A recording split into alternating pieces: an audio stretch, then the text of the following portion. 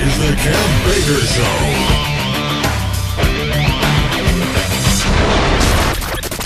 Good morning, good afternoon, good evening, wherever you may be. A big, huge, warm welcome, albeit a bit of a stuttery one, to this, the Transatlantic Truth Special, the Freaky Friday, the night we all look forward to. Tonight, so far, it's just myself and Marty. Not much for transatlantic taste to this one, Marty, but at least we are going to take it down the woo hole very early. Now, Joe Joseph will be joining us later in the broadcast.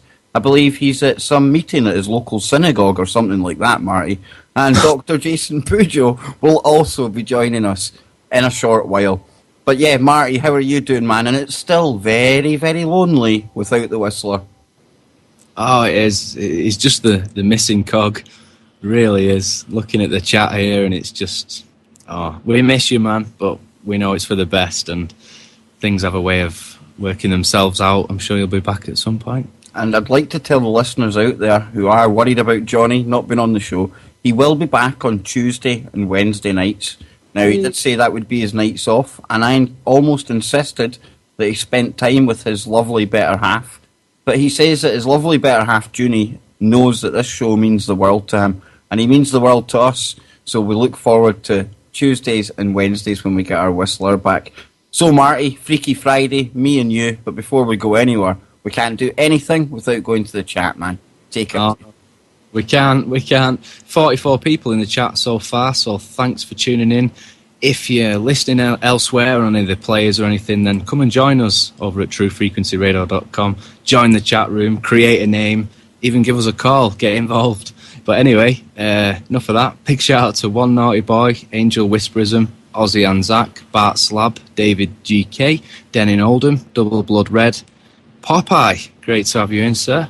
Flower Child, Gentleman Skeptic, Harold 70, sorry, missing the number out there. Ooh, he's slipping. Ivy Nurse, Jihadi Jones, Kev, Mad Martian, McGrinder, Miss Susie Q, Ninja Techno, Nos Boy, Stushy, Wardy, I think that's one of your friends, Cloud, Cree, Pen, Johemian Grove, Max, Ragnar, Longshot, and a whole host of anons, so thanks for tuning in. Excellent, and excellent to see Wardy back in the chat there. And Ragnar Lothbrok, I take it you're taking that name from. Brilliant programme, The Vikings. People, go and watch that. It's on History. I know it's a bit of a shill channel, but really, really good show. But Marty, yeah, here we are, Freaky Friday, the two of us in the UK. And I've always wondered why this woo and the freakiness and the paranormal always seems to be the topic that we go into. And you know, we're not alone in the UK being into this stuff. And it turns out that a third of Britons actually believe their houses are haunted. And it goes on to say that a quarter of those who feel their home has a supernatural presence were convinced a poltergeist had moved around their possessions. And a sixth of those who thought their house was haunted said doors open or closed by themselves, while a further six said that they even had seen a ghost. These figures come from a survey conducted by Confused.com. Their head of home insurance, Gareth Lane, said ghosts, ghouls and things that go bump in the night are usually seen in films and TV programmes, but for some homeowners they are a very real concern, with 3 in 10 Britons say that their home is haunted. Now, Marty, I believe when I was growing up, one of the houses that I lived in, there was a presence in one of the rooms. Now, I never felt anything there, but my mum, who is a bit like you, she's a bit more attuned to that kind of side of things, she had a really terrifying experience one night. Now, some people might put it down to sleep paralysis, but what she described to me and what I know now from the research and the reading I've done on the internet, what she described was actually something like a shadow person that actually came into the room. She felt something coming into the room. She didn't see it. She just felt it. You know how you can feel when somebody enters the room? And then she felt a depression on the edge of the bed. Now, at this point, she said she was petrified. She was too scared to even look. Then, this whatever it was actually lay on top of her. And Marty, I wasn't there, but I seen my mum telling this story. And if this is a common occurrence in houses throughout the UK, I mean, have you ever lived in somewhere like that or had any experiences and any family members stuff? Well, yeah, where I live now, actually, truthfully, this house is about 100 years old, and there's all sorts of rumours, that people have died, previous tenants and stuff. Not to say that means that there is a connection, to some of the paranormal stuff that I pick up on here sometimes.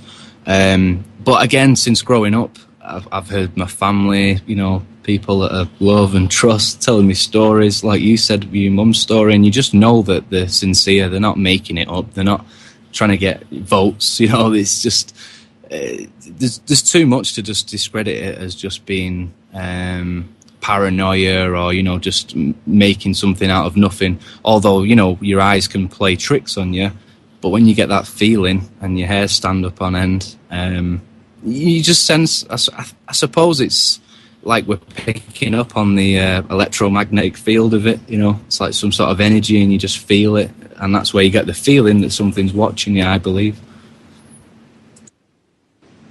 Oh, your mic's not coming through. Excellent stuff, my man. Excellent stuff. Sometimes these hauntings, I think it's quite depressing if I think of family members passing to the other side and then being stuck in that location. I sometimes think these hauntings that we hear about are probably negative entities, in all honesty. And some of the stories that we've been looking at just pre-show, Marty, it's no surprise to me that some of these houses either do end up haunted, or just the stigma that's attached to them will leave people thinking they're haunted. Now, there was one recent case down in Dorset, I believe, and that involved where somebody actually used their father's body parts to make furniture. Wow. Yeah, it goes on to say that a man killed his 25-stone father and then carefully dismembered his body and then neatly packaged it into plastic storage boxes, to which he later used to make a television stand. And it's just like, what is going on? And he was like living there and he was paying the rent and just doing everything that he could, to cover up the murder and sending text messages off the phone and stuff. Clearly, a sociopath to say the least, but you can imagine that this level of trauma would actually probably cause some sort of, let's say, spirit that's not very happy, You see, you've obviously picked up on where I was going to go there, Marty, because I think an experience like that or an event like that where there's so much extreme violence and so much emotion at that time, I think that can probably leave some kind of impression or some kind of portal even into that location. And that's probably why we find activity around these places. But again, that's just me, that's just my opinion. But that case there that you brought up, that's not isolated. And I think right now, folks, with some of the murders and some of the things that are going on in the world, we've all said it on Freaky Fridays before, but it is almost as if there is some kind of demonic possession, some kind of dark force over the planet right now. In Wales just recently, we had a victim found after a man called Matthew Williams had actually eaten her to death. This was an act of cannibalism, and this story goes on to say that a young woman was found dead in a halfway house in Wales this month, sustained serious neck and facial injuries after suffering what is believed to have been an act of cannibalism. Now, one of the autopsy reports, or one of the reports on the autopsy that I heard, actually said that she had died from cannibalism. Now, Marty, that suggests to me that this event, the guy actually, without being too graphic, bit into her neck. Yeah, it's like a scene from The Walking Dead.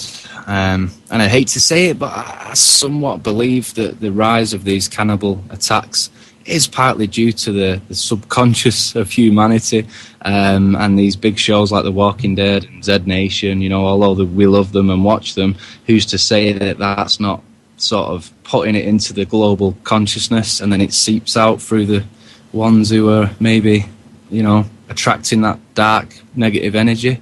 Quite possibly, but why such a rise, since that stuff was shown on the show? We've had at least 3 or 4 of those type attacks across the planet. And it's quite mad you bring up The Walking Dead, Z Nation. Maybe it's just me, but there's been an increase, especially in The Walking Dead, in the amount of beheadings that you're seeing. And all this at a time when ISIS are in the news with their beheadings going on. Absolutely bizarre. Yeah, it is. I mean, I wouldn't try and completely demonise the TV shows and stuff and blame it all on that, because you look back to the Roman times and beyond, they were chopping heads off and doing some real barbaric stuff, you know. You could almost say that things haven't changed in a way. When you see the behaviour of some of these guys, it's like they're stuck in the ancient times. There's no humanity. They just haven't evolved, I think. Yeah, definitely, Marty. But we mentioned TV programmes there. I've mentioned a rise in the kind of demonic events going on, the dark spirituality. And right now, I heard a quote today that said there are 88 paranormal TV shows currently running. Now, that is a heck of a lot of that genre of TV shows. And, you know, you have to wonder, is it art imitating life, or is it life imitating art? Are we actually having some cause and effect by just even putting out the idea of all this stuff? And then that brings me to a story in North Carolina.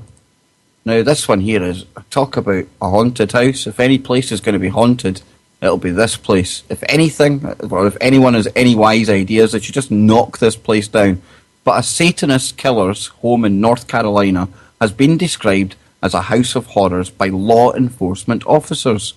Pazuzu Illa Algarad, 35, was arrested after the remains of two individuals were found behind his home in Clemens in a shallow grave. The North Carolina Satanist shared the home with Amber Nicole Birch, 24, who claimed to be his wife. Cynthia Lawson, Pazuzu Ilala Algrad's mother, also lived at the same address. The bodies found in a shallow grave in North Carolina have been identified as Tommy Welch and Joshua Welzer, both men in their 30s. Now, Amber Nicole Birch was also charged in the murders. Crystal Nicole Matlock, 28, has been charged as an accessory to murder, and Clements police officers believe that the bodies of the two men were buried in 2009, with Algarad and Birch each committing one of the murders. Now, Marty, this guy, Pazuzu, that name Pazuzu itself, that relates to a Babylonian demon back in the day. And I believe this guy actually chose that name for himself. Now, is there any better example to show that there is some kind of dark, satanic... I don't even know how to describe that. Absolutely. I mean, we talk about this stuff all the time, but from what I'm seeing, it's not just the elites and the rich guys who mess with this sort of stuff. There is an influx of, you know, what you would call normal classes of people that mess with this sort of stuff, and it's scary. Do you know the police video that was taken inside his home allegedly shows pentagrams all over the walls, depictions of the devil, animal feces all over the whole house, just trash everywhere, absolutely disgusting. And the guy's neighbours told the police that he routinely performed satanic rituals and animal sacrifices in his backyard. So, I mean, what is going on, you know, for that to not have already been reported and maybe prevent them murders, you know? And is it something to do with the fact that we're hearing about all these satanic rituals that are also taking place? The black masses that have been reported, one at a university, one I believe in Oklahoma, also the erecting of Baphomet statues. I mean, there's something very, very dark going on right now. And this leads me to this clip here. Now, this comes from Czechoslovakia. It's just a really, really quick clip. But what you hear is quite frightening. And what it is an exorcism which has been caught on camera, filmed through the keyhole of a church in the Czech Republic. And it has been claimed a genuine act. Now, the film shows a woman said to be possessed by the devil, and she is heard screaming as religious cleansing ritual is performed. Have a listen to this.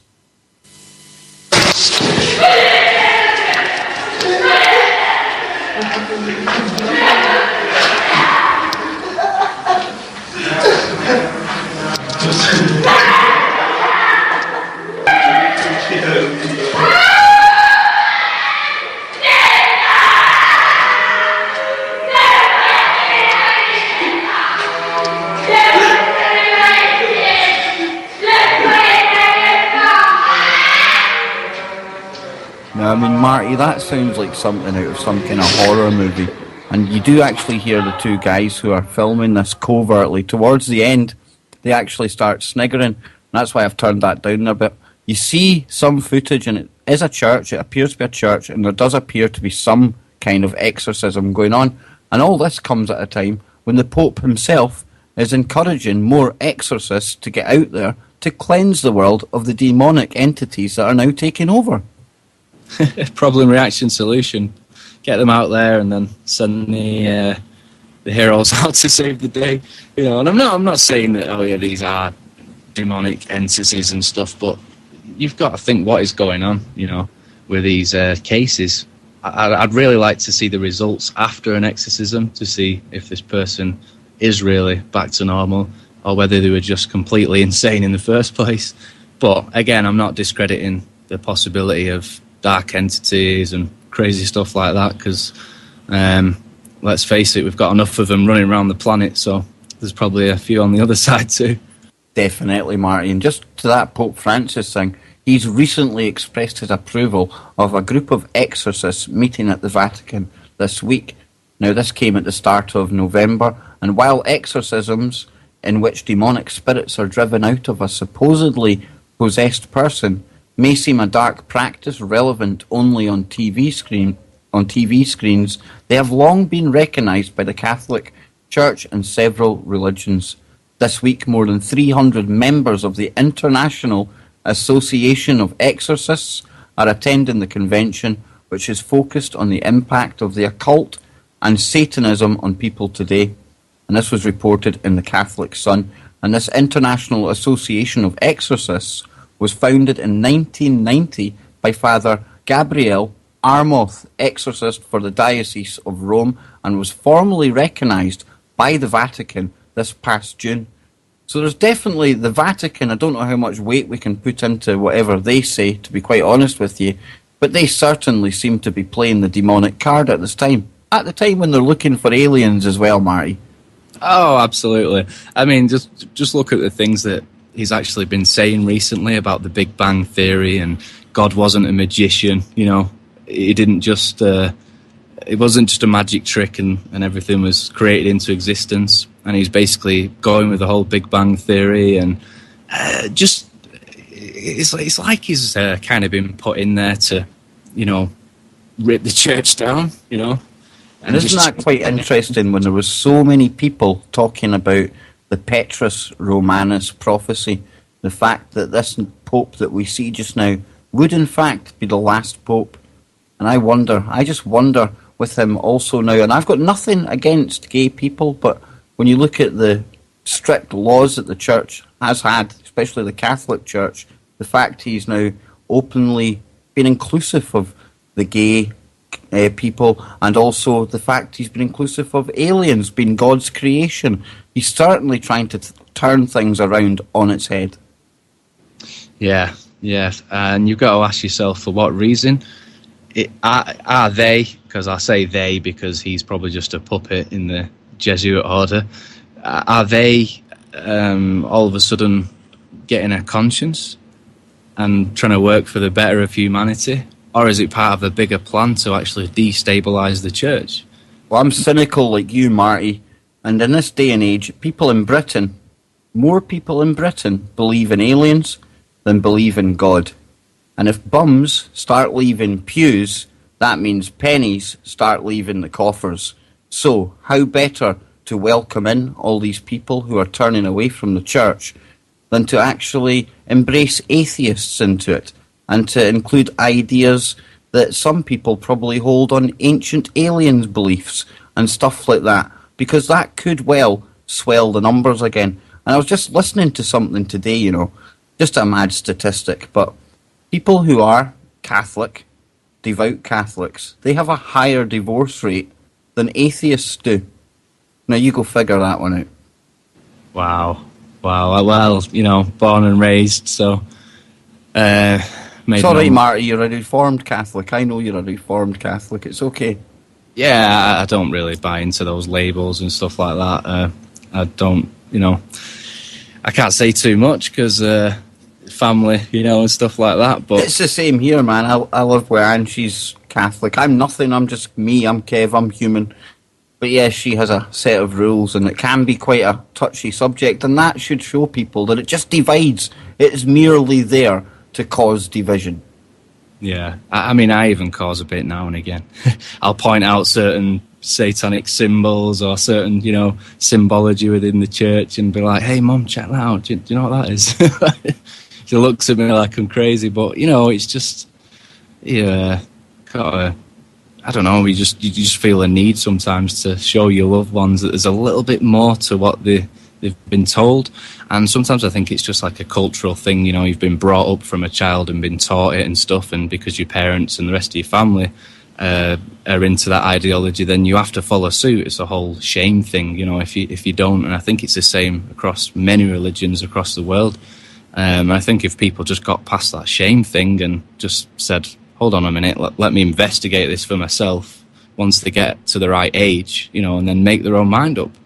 I think there's nothing worse than indoctrinating a child into a heavy ideology, and a strict one at that, almost suppressing them. And I think that's why you get a lot of the divorces, amongst the ones that are more strict, because you see it across the board in many religions. They're not happy. Even a lot of these arranged marriages in the Middle East, they end up splitting up, and sometimes bad things happen because it was just an arranged thing. It wasn't in love, and they struggle to live for the rest of their life with that person. So I think there's a few things that are backwards about the world. I mean, I can see why they do it, but no, I think it should be down to the individual once they get to the right age to decide what they want to do, And I think this Pope is going to be this game changer, Marty. I do think he will be the one that announces the discovery of something up there in the skies above us. That in itself, I believe, would rip up Catholicism as we know it today, and maybe, just maybe, lay the foundations for that one world religion. We're going to have our one world currency, we'll have our one world army. Who they'll fight, I do not know, but we'll have our one world everything, and every single power structure and system that's in place just now will probably have to be ripped down. Maybe this Pope's just a trial run for the next one that comes in. I don't know. But there's certainly something strange about him. Sometimes when I hear him, it's quite refreshing because it's almost as if he's speaking his mind and sometimes speaking sense, which is a bit rare from anyone out of that church. And I'm sorry if that offends people, but that is just how I feel. Oh, very good. I mean, it's just craziness, Marty, in all honesty. But listen, folks, Joe Joseph's going to be joining us after the break. We're going to be opening up the phone lines as well. We're going to be going deeper into the woo. We're going to be here for another 2.5 hours tonight. So we want your phone calls. Marty, if you could give us the numbers, because all I know is that it's 1-866-37-TRUTH. Yeah, or the number that you want for the truth. I'll read it all out. 1-866-37-87-884. If you're calling from the UK, you can press +001 and then obviously the 866-37-TRUTH. I'll tell you what, Marty, we've both been working long and hard today. Joe, he's been rushing home. This Freaky Friday has just been botched together. But I tell you what, folks, next week, note this one in your diary. Mr. James Swagger, who blew us all away the other night, he is going to be coming back for a full 3 hours. And if you thought some of the stuff that he shared with the listeners on the broadcast was cool and pretty good, you should hear what this guy has been typing away to me in the background. 3 hours, Marty, might not even be enough for Mr. Swagger. And I tell you, this was exactly the kind of guest that Freaky Friday is all about. Oh, absolutely. I can't wait to hear his take on the whole consciousness thing. I read a couple of his articles, well, briefly went over them, but wow, absolutely amazing. He's got such a plethora of work as well. He was telling me he only started out with the intention of doing about 20 podcasts. He's still going about 200 later. He's got books, he's got articles, and yeah, absolutely fantastic. And a big shout out to Johnny Whistles, who should be on his break round about now, I think. He might even call into the show later on. What a bonus that would be, Marty boy. Oh yeah, call in, John. Come on, man. Let us know how it's going. But we were talking about God there just before we started talking about what's coming up. And it just reminded me of this article that the Whistler himself sent me today. And of course, talking of God, that made me think of God particles and whistles. He sent me this story telling me that scientists using the atom smashing machine known as the Large Hadron Collider on Wednesday said they had observed, wait for this, 2 never seen before particles. A discovery that refines physicists' understanding of how elementary particles interact and the forces between them work. Theoretical models had predicted the existence of these particles. Scientists used the collider to smash particles together and then sifted through the results to pinpoint them. Now, Marty, one of the fascinating things when it comes to the world of quantum physics and stuff like this, did you know that every single particle that has been theoretically thought up in the laboratory has eventually come into existence? Now, you also have to bear in mind the power of thought and the fact in an experiment the power of observation can determine the very outcome that you're looking at. And what a note to leave that on just before the break. Don't go anywhere, folks. We'll be coming back and we'll be going quantum, maybe. This is Truth Frequency Radio. The wicked ones obviously under heavy Masonic influence. Welcome back to the second segment of this week's Freaky Friday. I'm your host, Kev Baker. My other host here tonight is Martin Hardy. We want to welcome you all back after the break. Now, before the break, we were going into CERN. I was telling you Joe Joseph was going to be joining us, but the Skype bugs have got a hold of his Skype, and he will be joining us in just a moment. So, Marty, we're going to pass the time and get back to CERN when Joe joins us. But you played me a very, very creepy clip the other night of a certain character that we here on the Kev Baker show we spoke about at length. Oh, yes, the one and only Russell Brand. Whoa, talking of freaky. Yeah, the Pied Piper himself. This is him actually reading out an insert from one of his children's books, and they're actually called The Pied Piper of Hamelin. But just check this out for freakiness. Hello, as you know, I'm Russell. I'm reading now from my book, The Pied Piper, written by me, illustrated by Chris Riddell, the amazing satirist and children's book author. This extract is about when the rats arrive in Hamelin, a town of people that, well, I don't much like. There's an allegorical component. Allegory just means story. It was as if some magical being who lives in the sky and the trees, the rivers and beneath our thoughts knew the people of Hamelin were no good. For on this day, their most cherished day, without warning, a gang of rats bowled into the town and began causing a right rumpus. I assure you these were no ordinary rats. They were as big as cats and afraid of nothing. They were oily and slick and wore eye patches and carried flick knives and could machine gun butt pellets out of their egg holes whenever they fancied. Even though they call themselves an anarcho-egalitarian rat collective, that means there's no rules and no one's in charge. In reality, Casper was in charge. He had too much fur on his body and none on his head. He looked like a pink egg made of skin in a Turkish wrestler's armpit. What? In his constant attendance were a pair of ratty twins, Gianna and Paul, who were both his wives. In anarcho-egalitarian rat collectives, polygamy, more than one wife, is common. It's not as common for one of the wives to be male, but these rats were real badasses. They lived mostly on land, but they were like hairy little villains of the sea. Pirates! That is The Pied Piper of Hamelin by Russell Brand, illustrated by Chris Riddell. Come to the Royal Albert Hall on November the 14th at 6:30 and see a live reading and live illustration, plus musicians and lots of fun for all of your family and children of all ages. Thank you very much. Wow. If that's not freaky, I mean, come on. Is that bit about something armpit skin or turkey skin, or what's he on about? Oh, I really don't know. But I mean, if that's not violence masqueraded and sugar-coated, then I don't know. Okay, right, Marty, what I'm going to do is And the listeners out there, don't panic. We're going to disappear for just a quick second here. We're going to try and connect with Mr. Joe Joseph, and he'll be joining us in just 2 seconds. Don't go anywhere. Well, I'm back, folks. Unfortunately, Joe seems to be having some really, really serious problems.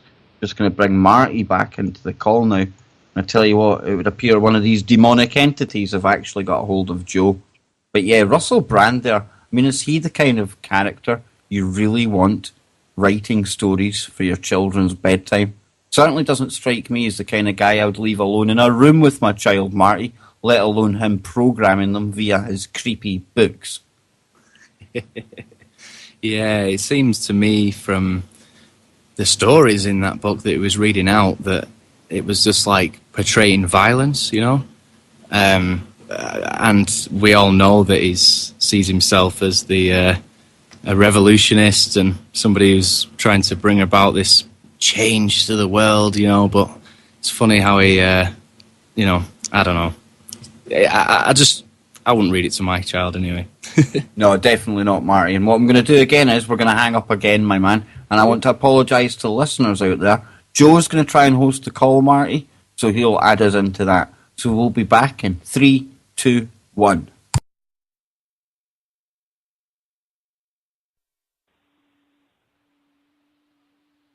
All right, everybody. I hope everybody can hear me out there, but this is very peculiar. Marty, are you there, buddy?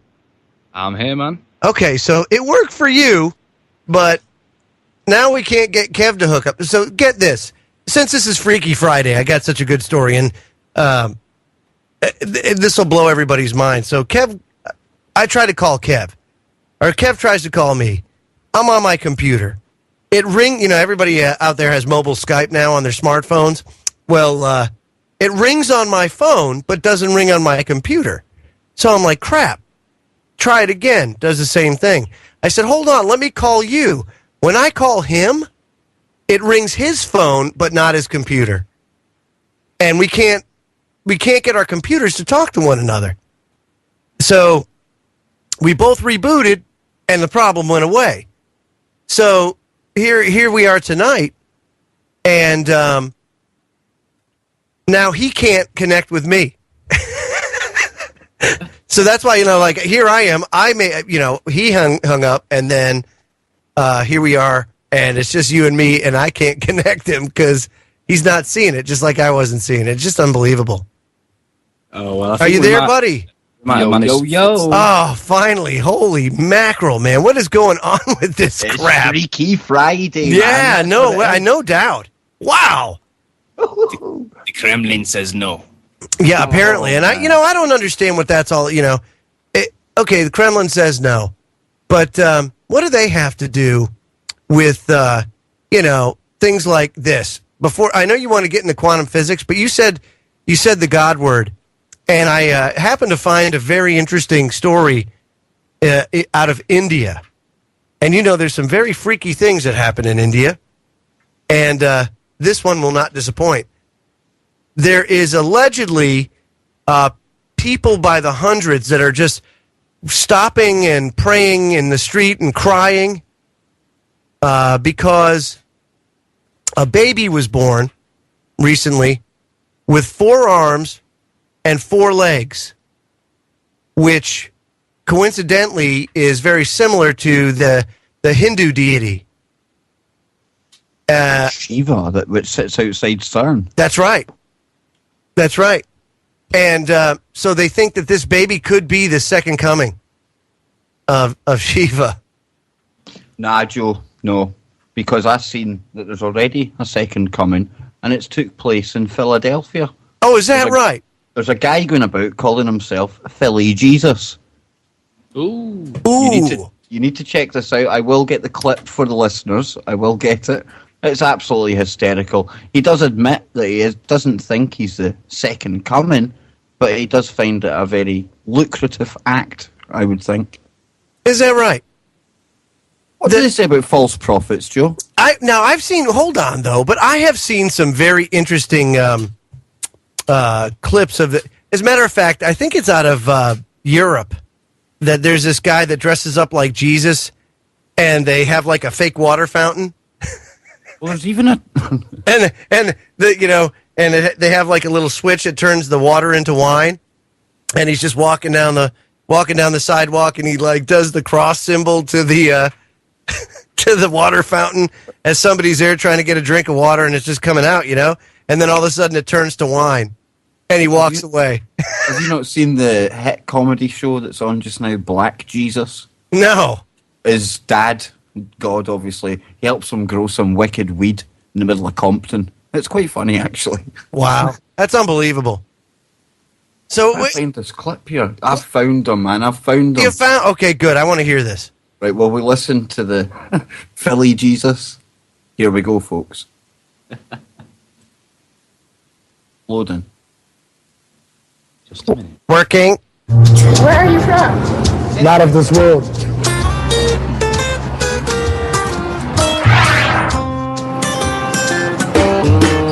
I once was lost in sin, but Jesus took me. My name is Philly Jesus. You can call me PJ. I bring the story of Jesus Christ to life in the streets of Philadelphia. There he is, he's famous. I've been doing this for 7 months. I use my passion for the performing arts to share the story of Christ in a fun, likable way. Jesus! Save me! Philly Jesus, he seems maybe a little bit off, but he seems like he's spreading love. He's up there. He's up there. I wish I had 5,000 followers on Instagram. You got a Twitter? I walk with a cross to give a visual image. That's when I started going viral. Lost in sin, but Jesus took me in. And I grew up doing musical theater. I got involved in hip-hop. I went by this name, Opal Weaver. Love you still, always have. I got caught up in drugs. I used to shoot up heroin, and that lifestyle, eventually put me away in a court-stipulated program where I was introduced to the gospel of Jesus Christ. This is me wearing Jesus' jersey. Instead of me going up to them, people are naturally drawn to me. And they're intrigued on why I'm doing what I'm doing, and I tell them my story. I can take your picture if you want. Want me to take it? I couch surf. I stay with friends, sometimes family. I bounce around, but I don't have a home of my own.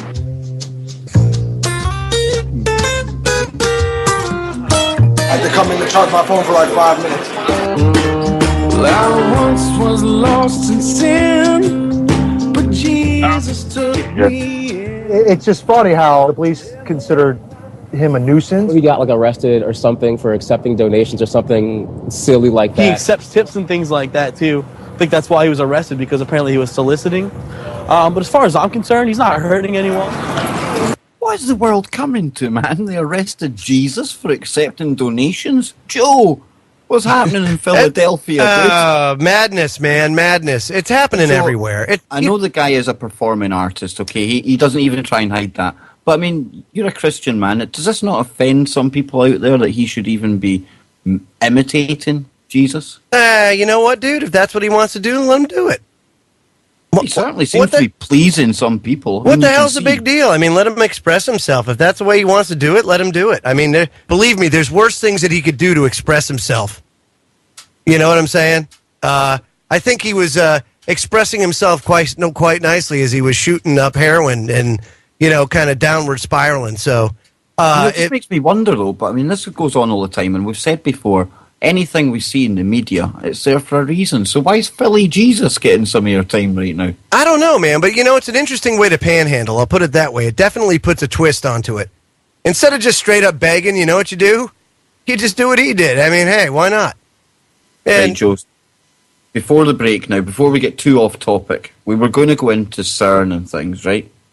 Yeah. So I was going to ask you. Oh, dude. CERN. What about these two new particles that they've discovered? Oh, yeah, dude. Isn't that interesting? They said they're about, 600 times bigger than a proton?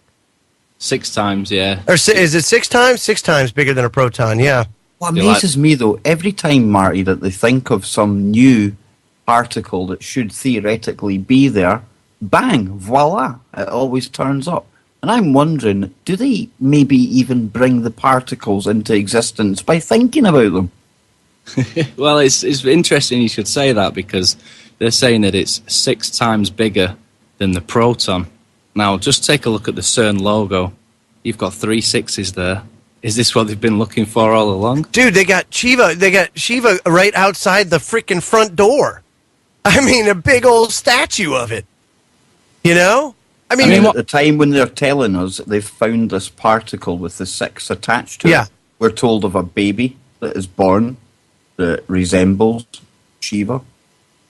Wow. Yeah, there's definitely a lot of parallels within these news stories the last couple of days. Yeah, there's no doubt. You know, but there was, again, since we're talking about spirituality a little bit in CERN, CERN did prove something in this last run.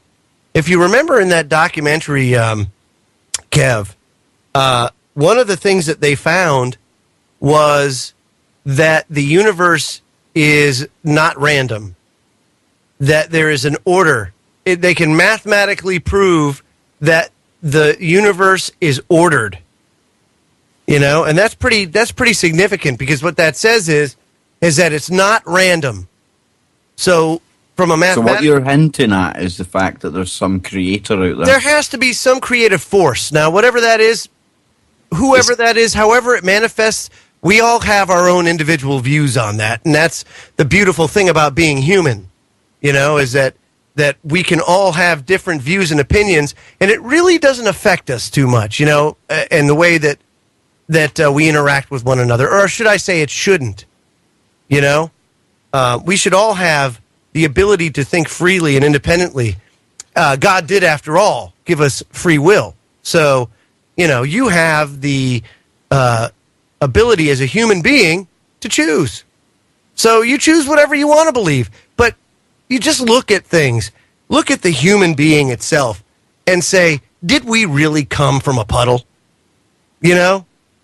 They'd say, well, you know, it's a comet. There's like this seed basket, you know? It's got all that stuff. It has the seeds of life on it. It's freaking water. Life can't exist without water. So... Yeah. And where did that come from? Who's to say that there's not another planet far out there that maybe exploded or something happened? Sure. Then particles were carried on and hit ours, and, you know, so... Well, it had to come from somewhere. It's like the chicken and the egg thing, you know. Yeah, see, it goes on forever, Marty. Yeah. You know what I mean? It just perpetuates. It's like a funhouse mirror, you know? Funhouse mirrors are really wacky, too. I just don't think we've got the brain power to actually comprehend whatever this creative force is. But maybe we do. Maybe we do, and we've just been dumbed down so much over time, you know, that we don't know how to access it. Oh, the next thing you're going to tell me is that junk DNA isn't junk, Joe. Come on. No, junk DNA, junk, yo. That's sarcasm. I really do think if they understood that, it would explain a heck of a lot, whether that's been turned off over centuries or whether... I got to give you an example. I have to give you a big example of this, because I can speak to this personally. That there was a time when I had no idea of, you know, spirit. I had no concept of what spirituality was. I didn't even think it existed. You know, I really didn't give a rat's ass what it was.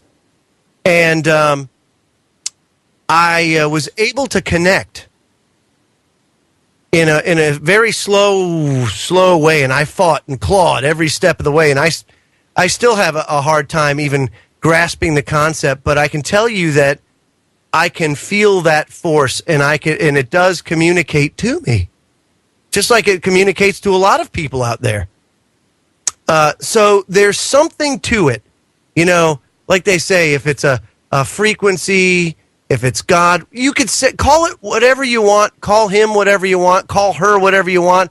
It doesn't matter. That doesn't matter. What matters is that we recognize that there's more to life than just nothing and randomness. You know what I'm saying? That's what's so special about being human, and is because I think we are able to work these things out. We're dumbed down, dude. We're dumbed down, and there's definitely something dark going on right now. Yes, totally. So is it free will then? Is it really free will if there's some darkness over the planet right now and we're seeing acts of cannibalism and all these demonic things going on. Absolutely, because it's like anything else. We make choices. We make choices. Now they've been restricting, like, for example, let's use those asshats in the mainstream media. They restrict information. They allow the public to be dumbed down. But it's like Thomas Jefferson said, enlighten the people generally, and tyranny and oppression will vanish like the dark at the dawn of the day. People aren't necessarily stupid. They're uninformed. If you have the knowledge, you'll gain the power from that knowledge. As you go through life and you gain life experience, you get wisdom from that life experience, and so you have to continually grow as a human being. But if you look, society's been engineered to stunt that growth. So it's not that the brain can't do it. It's that we've been conditioned over time not to use the brain in that way. And just like everything else, if you don't exercise it, you get atrophied, and there's a whole other host of problems associated with it. It's not even just the brain, Joe, because it's the heart as well. Yeah. The heart has a lot of the same cells that the brain has. And the gut. It's said to the gut. I've learned to trust the gut. That is something, like you were saying there, as over years you gain wisdom, but over time as well you learn to trust your gut. I think at the earlier an age you learn to read that natural instinct, the better it will be for anyone. In spirituality terms too, the spirit can go dormant too. In that, if you don't exercise that, your spirituality, exercise that pathway, that connection, that spiritual connection, it gets quieter and quieter, more distant and distant until it's gone. And that's why it's so, like I said, it's been a long time, an engineered approach, a systematic approach to removing God from society in one way, shape, or form. You call God what you want. God means something to me. God may mean something different to you, but there's more people now today that don't even think about that, period. And I would rather have them at least think about it and explore it, And that's when you get into the really fascinating stuff. I mean, damn, that whole world is it's an entirely different world. And it really does, when you look at everything, you realize, damn, man, this existence here is more like boot camp than anything else, I think this is just some kind of school. It's honestly where we come for some kind of experience, Joe. Could you imagine? Yeah, could you imagine, Kev? Just think about this, dude. Think about if we're like a spiritual force that this is, like you say, this is like going to that class. And here we are in that class. But when you occupy this vessel, this human body, all that knowledge that you had before is dormant. You can't access it. It's switched. I think you're actually born with some memories. I think it's after you've been vaccinated and after a few months, they're all worn away. But I do believe you carry some genetic memories. And I think the likes of the pyramids and stuff like that, all of us, we crave that kind of information. We find it really interesting. And I think that is a genetic memory that we have of where we actually came from. What do you think, Marty?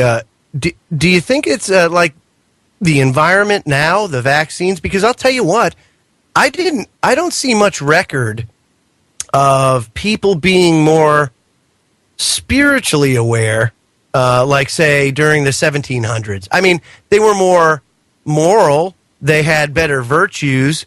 I think that they had a better. They were more committed, I guess, to being religious. But I mean, I don't think. See, that's the thing is, I don't think it's a vaccine thing or anything else. I just think that we've forgotten it. It's like a lost art. You know what I mean? Yeah, I think the emergence of politics and religion, and then obviously organised religion, I really think that that's demolished people's true spirituality. Merging the two together and all these wars and the whole supremacist ideology of certain cults and stuff like that. And it's just really took people away from that true love, You're absolutely right. And I'm going to give you another example because this really burns me a little bit. A lot of people out there, and I'm not knocking you, so don't. but there's a lot of Baptists out there, right? Southern Baptists here in the United States that are very big into missionary work. Okay? Now, a lot of that missionary work happens over in Africa. And they go over there, to spread the word of God in the Baptist fashion. They go there and they do a lot of good work. Don't get me wrong. They do a lot of good work. And I'm not poo-pooing what they do. However, you have to realize something. And this is the arrogance of Western society. Those people out there in Africa are closer to God than they will ever be because their environment is more pure, especially out in those areas like that aren't being mined and where you have the terrorist groups and all that kind of stuff. But those people out there, guys, they're closer to God because their environment is really so much more pure, don't you think? I totally agree with you. You see as well sometimes documentaries about tribes that have just been discovered. And it breaks my heart when these before unknown tribes are discovered because up until that point, they probably are living totally in harmony with nature and their surroundings. They use everything around about them. They can read the weather that's coming. They probably have more connection to whatever God they worship than me or you could ever imagine, Joe. Yeah. No, I mean, it's unfathomable. You look down in South America in the rainforest, like you were saying, these tribes that they just find and everything else, and they're just uncorrupted. You know what I mean? It's like a virgin society that hasn't been corrupted by the world. I mean, maybe some of their ways will seem a bit alien to us, but so what? Our ways will seem totally alien to them. Doesn't make us right, doesn't make them right. It's crazy. I wish these tribes that were discovered would remain undiscovered because you can imagine, Joe, once they come into contact with us, with our toys and our technology, that would be it. I mean, even the Native Americans, the Native Americans, Gwen is a great friend of mine, and she's really enlightened me as to, Native American spirituality. And it's beautiful. It's an absolute beautiful thing. Cut you off there because the first hour of the Freaky Friday is up. We can't hear the music, but it's up, and we'll be back. This is Truth Frequency Radio. No hate, no hype, no fear. Real people, real radio. Fighting for humanity and against globalism. One mind at a time. It's the Freedom Link with Joe Joseph. Welcome, everybody, to this edition of the Freedom Link, hour number 2 or 3 of Freaky Friday, right here on Truth Frequency Radio, truthfrequencyradio.com. I got Kev Baker here. I got Marty here. And, boys, Freaky Friday, our favorite night of the week, It is, Joe, it is. And since you weren't there in the Kev Baker segment of the show, we went woo early, so we did. We had exorcisms and demonic possessions and hauntings and all sorts, Joe. Oh, man. I mean, how that stuff is so exciting. How can people be atheist? I just don't get it. I mean, you just, all this stuff is just so damn fascinating, and it's real. How do you not want to, mess around with, it's crazy. Well, you've got to watch what you're messing about with, Marty, don't you? You do, Kev. Well, you were telling me before that you were going to be watching the Ouija movie, Summoning the Demon. Ooh. Straight after this broadcast, all the lights are going out. I've got my popcorn in. I'm going to sit down and I'm going to watch Ouija. I cannot wait. So wait a minute, that's a movie? Yeah. It's the hit kind of horror movie that's out right now, Joe. Oh. Yes. Oh, that sounds delightful. But the film I really want to see is it Supernova? Oh, no. I want to see the one where they, let me say this. I got about, what's it called? Interstellar. That's the one. Yeah, I want to see that too. Because apparently the story goes, as far as I know, the Earth is dying. And they have X amount of time before the all the crops die, all the plants die, and then all the humans suffocate or starve. Wow. Yeah.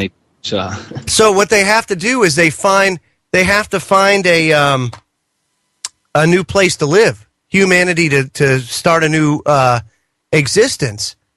And so that's the whole premise of the movie, is the exploration to go find a new planet. And you know, Joe, purely from a geeky point of view, I'm quite keen to see. There's one scene in particular with a black hole that's involved, and it was one of the professors who worked with Dr. Stephen Hawking. They used his mathematics model, put it into one of their supercomputers, spent about 80 hours with some of the fastest and best computers out there rendering this, and it is meant to be the closest thing we have ever seen to a real black hole, and it actually isn't anything like what you would think. There is a flat surface to it, the event horizon, if you can imagine that, but there is also a stream of light arcing above it and arcing below it. And if this is what a black hole looks like, it's absolutely beautiful. And again, Joe, I hate to sound like I'm falling into your camp here, but certainly nothing random to the beauty of this thing. No, that's I guess my point in all of that. I don't try to sell religion on anybody, you know? I don't try to force beliefs on anybody. But what I try to get people to understand, and this is the gateway to a better spiritual understanding and perhaps the start of your own spiritual journey, is just to take a look at the universe, take a look at what we do know. But Joe, your approach to Christianity, from my own personal experience, it's really, really refreshing, both you and Mrs. Joe Joseph, because I'm not exactly a big Bible guy, as all the listeners and you know, and I've been used to people who are religious trying to force it down my throat, and that just pushes me away even further. But the likes of how you and Ange talk about these things, I can actually sit and have a conversation with you about it without feeling any pressure or any dogma being thrown at me. And I wish more people would be like that. I think you would find more people starting to actually look into it. You know what I look at the Bible as, dude, to be honest with you? Lord of the Rings. That's what it is. It's my Lord of the Rings. It really is, because that's how exciting it is. And if you read it right and you understand it right, then you understand that a lot of that stuff is kind of Lord of the Ring-esque. I mean, there's giants and there's hybrids and there's also, I mean, it's crazy. Dinosaurs, well, of course, they weren't called dinosaurs up until the 19th century. Before that, they were called dragon.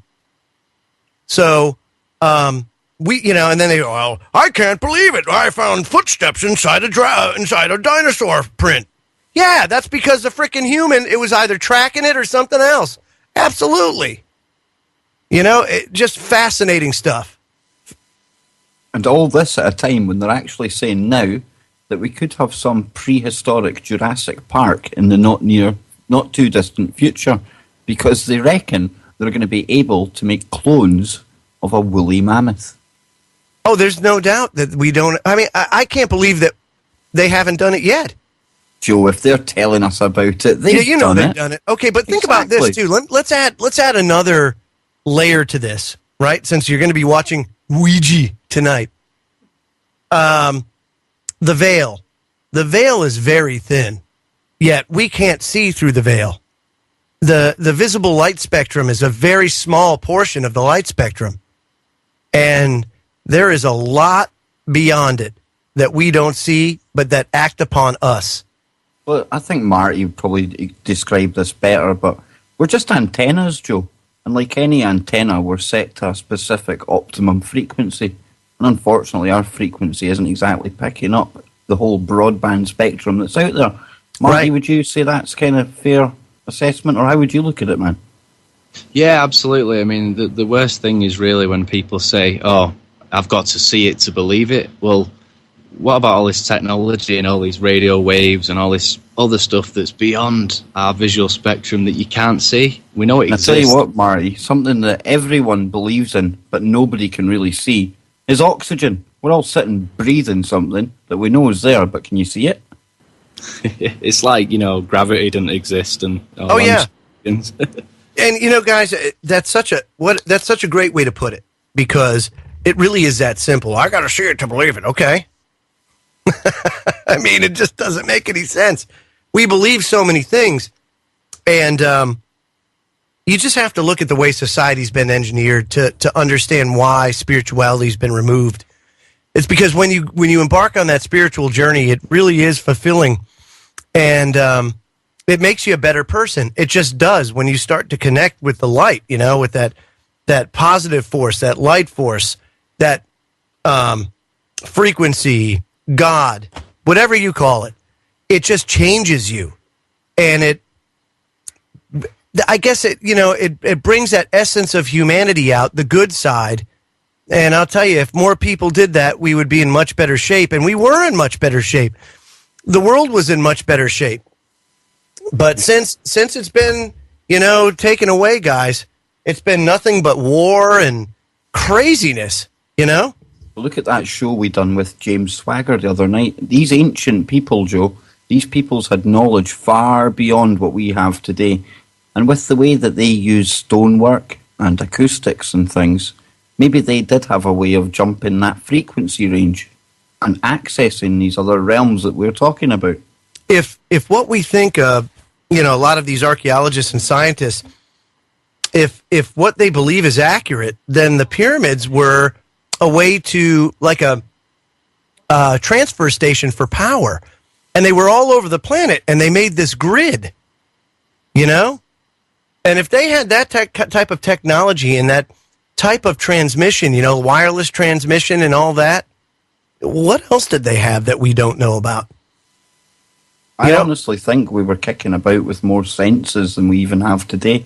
And by that, I mean we probably had telepathy, maybe some form of telekinesis. That would explain how we could shift big blocks, eh? Yeah. Well, not only that. I really do think that we had so much more happening back then, Joe. Whatever happened, it's created some kind of schism, and here we are today. And I think we also had a better understanding that we weren't alone either. I think that we dwelled with different species outside of human, different beings. But where did they go, Joe? This is what troubles me. And Marty, we've always heard about the Anunnaki and things like this. Well, where did the Anunnaki go? Why have they never come back? Yeah, and where did they come from, Again, the chicken thing, I think there could be ultimate possibilities out there. And, all different universes, and I don't know what you'd probably call gods, if you didn't understand, and these guys came in on spaceships, and you see all the cryptology of the stuff in Egypt, and the ships and the things that look like crafts and stuff like that. But then that's okay, but where did they come from? Did they have a creator, Right. There's just so many possibilities out there. It's fascinating. And but the thing is regardless of what we believe, it doesn't change reality. And if these beings exist, they exist whether you believe it or not. Yeah. And like you were saying, about believing things and stuff, when it comes to religion, you don't need to be a follower of a certain religion or, certain ideology to actually feel the goodness. And I don't know what I'd interpret, Joe, what you say as God, as being connected to consciousness. That's just my interpretation of it. And like you say, I don't think it matters what you believe in, as long as you have that in your heart and you see the bad stuff that's going on in the world and recognize it for what it is. You've pretty much got the connection. Well, I'm hoping. Right. That's why, what I find so interesting is, and I bring it up from time to time, is how the ministry of Yeshua, of Jesus, is so misrepresented that, it's ridiculous. And you don't even get the whole story from the Bible. You got to go out with the extra biblical text and everything that was left out to actually get a bigger picture and understand that, damn, he was just like us. If you go to Philadelphia, he really is just like us. If you go to Philadelphia, you could get baptized in a fountain. And I found Ange found a video of him doing a baptism in a water fountain, Kev. Oh my God! I gotta send that to you, bro. Because that's I hope crazy. that wipes out the memory of that rotten fish video she once sent me. Oh no, that Sturstramen. And speaking of Sturstramen, we also have How did Ken you go Webb. from Sturstramen to Ken Webb? Ken Webb has joined us tonight on What a Freaky lead Friday. What a lead in there. Hey, what's going on, guys? From rotten fish to change the channel. Joe, I should bitch slap you right now for that. Ken, how you doing, man? I'm doing good. How y'all doing? Yeah, great, man. Freaky, man. Freaky Friday. Oh yeah. Yep. Freaky Friday. Yep, that's what it is. Yep. What's woo about it? there's some woo. We got woo too. You know, we got woo. Hey, did you guys hear about the UFO that fell from the sky over Canada? No. Oh yeah. But I heard about the explosion or the meteor or the UFO over Russia. Well, yeah, they've been flying like crazy. Well, this was over Charlottetown in Canada. A photographer actually snapped some pictures of this thing, and it looked like some sort of very interesting. If you look at the pictures, it's this glowing sphere with 3 tails coming out of it. Very interesting. Looks like a Kev Baker Photoshop op, but nonetheless, something did fall out of the sky over Canada. Now, there's a real increase right now in the amount of strange sightings, shall we say, all across America. Yeah. And then we had that big bright light in the sky up near the Ural Mountains in Russia, again captured by one of these wasn't that dashboard crazy? cams. You know, there's no explanation so far for that, Joe. Wow. And one thing, when you look at that, some people were saying it looked like almost some kind of nuclear or EMP airburst, but there's actually street lights on the road, and the camera doesn't flicker, the street lights don't flicker, so there certainly didn't seem to be any kind of EMP pulse coming off that. I have no idea what it was. Very strange. And then you have, Russia get the blame for absolutely everything right now, and they've got a killer satellite in orbit, or so we're told. Oh, yeah, the thing that's moving around in the sky? Yeah, well, one of the things. There's everything moving about up there. But don't we have the X-37B? Yeah, but remember, it's okay for us to do anything, but if Russia even blink, well, it could start World War III. What do you think, Ken? I think Russia's definitely positioning themselves, though, militarily, to pose a threat. And it seems like we're taking down our defenses, all the cuts in military and all of that kind of stuff. And it seems like, they're coming up, I don't know. It's a pretty dangerous situation. It's almost like they're opening up the doors for us to be defenseless against anything. Yeah, it's interesting you say that, Ken, because you're right. We have been seeing defense spending decreases, but if we put it in perspective, I think the defense budget last year, before any extras were added in, was $537 billion. And actually this year's projected to be closer to $600 billion. And if you look at Russia spends about anywhere from $60 to $80 billion on their military every year. So, but they put it where it counts. See, they put it where it counts. Yeah, exactly. See, I'm all about cutting down and pulling troops out of countries we have no business being in anyway. But and cutting the spending and all of that. But it's about Department of Defense, the defense being able to defend the country from an actual attack. And the way they're portraying in the mainstream now is just like hey, they can hack and take out the electrical grids and they can do all of these things to us and all of that, and it's just like, and what are we doing? We're spending money on going and trying to fight some people that we funded and putting money and gave them money and weapons. It's ridiculous. I think we need to stop calling these people departments of defense as well. We need to do the 180 on that because they're departments of war.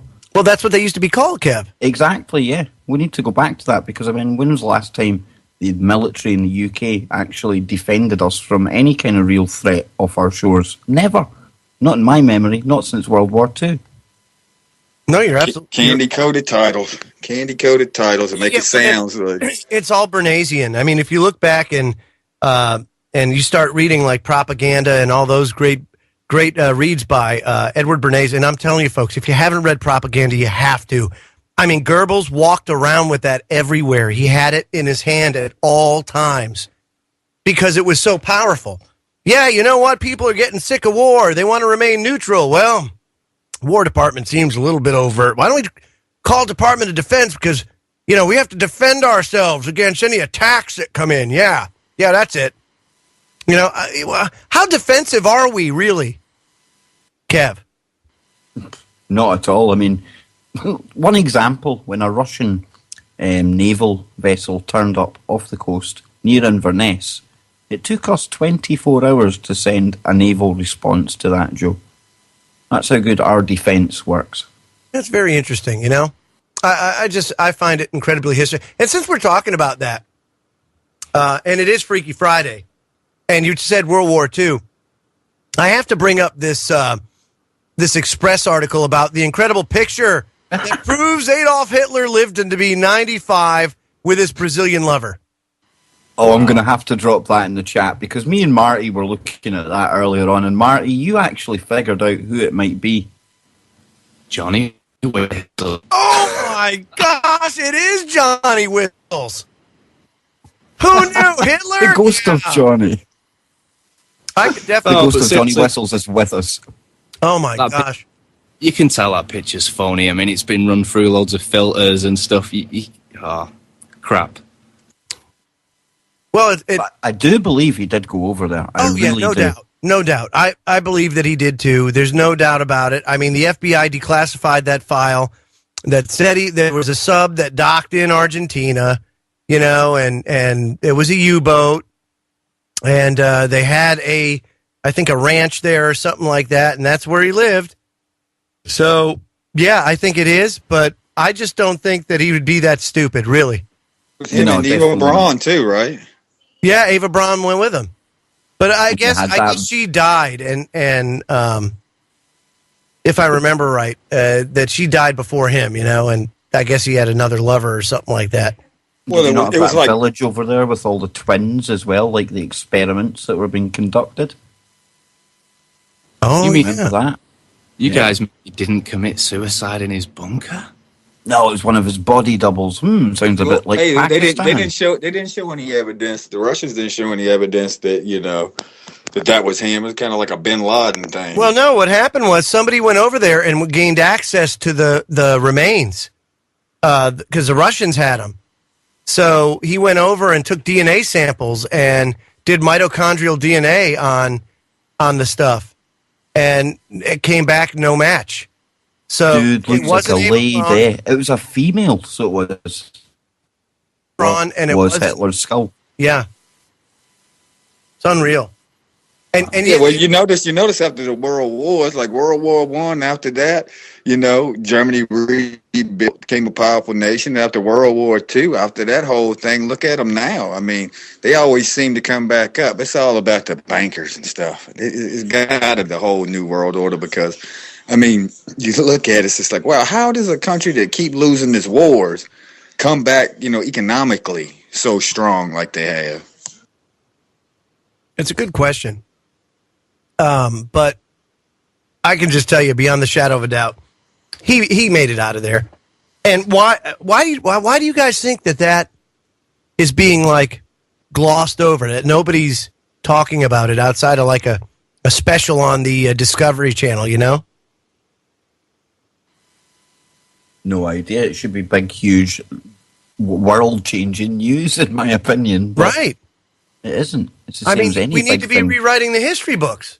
His story, it's always written by the victors, and it's always written to shape the way we're to think in the future. Absolutely. It's never the truth, Joe. Never the truth. And what was he? I mean, he was just a tool. Alien. There were some people that say he was even a Rothschild. His mother allegedly worked at the Rothschild mansion. She had a bastard child, and then he was raised by the Rothschilds. Now, he did go on in his future to be a useful tool for the Rothschilds, did he not? He delivered them the land of Israel. Absolutely, and if you remember the old pictures of the Queen and other members of the royal family actually meeting with Hitler and laughing and smiling and, this makes you laugh. And then, of course, Christopher Everard points out the connections, the Saxe-Coburg family of Germany, and connections to members of the SS still to this day work within the royal family. So something's big's going on there. You know, it's funny you say that, because you're right. You look back at all these bloodlines, and they go way back. I mean, way back. Now, you're going to have Fritz Springmeier on here soon, aren't you? Yes, I'm just waiting to shore up a date. He's going to come on the Kev Baker show, and then I'm hoping to grab him for a 3-hour special on a Freaky Friday. Yeah, because what better person to talk about the, like his book, The 13 Bloodlines of the Illuminati? That's exactly what I want to go into. And then I also want to find out as well about the fact they jailed him. They set him up on robbery charges. And that in itself lends some weight to what he was getting into, I believe, Joe. Yeah, and the other thing is he's a very spiritual guy too. So that's another thing, is he's spiritually grounded, and that makes him a much more fierce opponent for to the powers that shouldn't be. Because when you're spiritually grounded, you don't fear your own mortality, and you can go at it, full speed ahead. And that's what he's done. And that's why I think he was set up, to be honest with you. And just like guys like Kent Hovind, who supposed to be getting out of jail this year after being in prison for 10 years for tax evasion and stuff like that, when he didn't know any taxes. But he used his pulpit to spread the truth. He was talking about the New World Order and everything else in his sermons, and telling people the way it was. Well, we can't have that. You know? It's not going to be too long until we're getting locked up for doing the very same thing. Me and Martin live in a country where our Prime Minister has labelled terrorists on a par with ISIS just for doing what we are doing now. It's laughable, but at the same time, Joe, it's deadly serious. Yeah, when we went down to Bilderberg and we were checking into the campsite, the guy on the counter there actually said, "Oh, we've actually had some other extremists come in earlier. They just metadata." Extremists. I was going to do that. You are an extremist, Marty. I mean, let's just call a spade a spade. Wow. Just wow. We're all extremists. God forbid you believe anything or feel passionate about something. If you are, I guess we would be extremists today, because everybody else seems to be these non-feeling just drones. They just kind of exist, you know? Oh, Joe, I'm glad you brought up drones, because we're just going to the break, but Marty found a brilliant story earlier on. We were talking about the Defense Department spending money. Yeah. Wait till you see what they're going to be spending it on. Oh, yeah, we'll do that and so much more here as Freaky Friday continues right here on Truth Frequency Radio, truthfrequencyradio.com. So I'll be right back with Kev Baker, Marty, and Kenneth Webb. And we'll also be taking your calls. Don't forget, 866-37-TRUTH, 866-37-TRUTH. We'll open up the phone lines when we come back. Real people, real radio. Wherever you are, make it TFR. Truth Frequency Radio. Welcome back, everybody. Joe Joseph here. You're listening to the Freedom Link on Freaky Friday with Kev Baker and Marty and Ken Webb, right here on Truth Frequency Radio, truthfrequencyradio.com. So we had the break, and Marty, I think you're up on this one. You got a story for us, don't you? Yeah, I do, Joe. You know how we like to talk about tech and what the future may become? Well, there's actually 5-foot-tall Robocops that are to start patrolling Silicon Valley. Get out of here. Yeah, these autonomous Robocop-style robots are equipped with microphones, speakers, cameras, laser scanners, and sensors. The robots are actually called the Nightscope K5 Autonomous Data Machine, and it's been designed by a robotics company called Nightscope, based in California. The robots are programmed to notice unusual behavior and alert controllers. It also has odor and heat detectors and can monitor pollution, as well as record up to 300 number plates per minute, monitoring traffic. And it's also programmed to listen out for sounds of breaking glass or, houses being broken into. Me and Kev were looking at these before. There's actually a building in Silicon Valley with 4 of these things already on guard, and there's orders for more of them. So it's crazy. I mean, one of the buildings that it's guarding in Silicon Valley, they say it's an undisclosed location. Now that suggests to me it's probably some covert place for either DARPA or Google X. But these things, Joe, you can envisage a day when they're rolling about every city. San Francisco, the Bay Area, I believe is it 20 or so, Marty, that have already been deployed on patrol. And they just look like giant rolling eggs. It's very, very creepy. It is. This whole AI thing, man, I tell you, it's a scary thought that these machines are going to kind of start to mingle in society. I've been seeing a lot of articles about it. Very lifelike robots, almost android-esque, And the thing that bothers me is, the whole singularity thing, number one. But number two, what happens when we're able to download like memories and everything else into these robots? That just seems to be opened up a big can of worms. And it just seems to me like, how did, if Star Trek goes the way that, they say it did, Gene Roddenberry created it and everything else, how did they not see this coming? The whole singularity problem. How do we as humanity get by this? You know what I mean? I don't think we can, Joe, to be honest with you. I really don't. I think we should heed what Elon Musk said about letting the demon out of the bottle. Because once we let the lid off this, there may be no coming back from it. And I really do believe, even if it's just in the laboratory level right now, they have that AI just ready to go. And they probably themselves are quite worried about just the ramifications of it. Yeah. Yeah, when you talk about no coming back from it, there's a Fresno State University student that there's probably no going back to Fresno State after what he got caught doing. Well, I've actually decided that I want to do a house swap with him because it's not that untolerated over here. Well, just the listeners right now are going, what? Yeah, well, apparently a student at Fresno University was found having sex with a sheep because he was stressed about his exams. So he got drunk and, well, the rest, as they say, is history. Quote, it's kind of disgusting and revolting and personally makes me angry. I mean, why would somebody do that? Said Marissa Berkdahl, a student who works with animals on campus. She said, it's just sick. It's unnatural. And these animals, they can't really, they can't defend themselves. They can to an extent, but they're innocent. You know what I mean? The sheep, one of many for breeding at the school, is being treated by vets. What a bad man. Yeah, what a bad man. There is a city in Aberdeen where it's not really that frowned upon. Aberdeen, it's quite friendly to lovers of the sheep.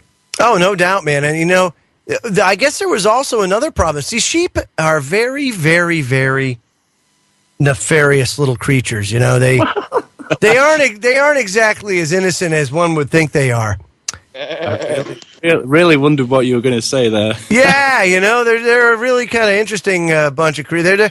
Let's put it this way. They act stupid, but they're really a lot smarter than they put on.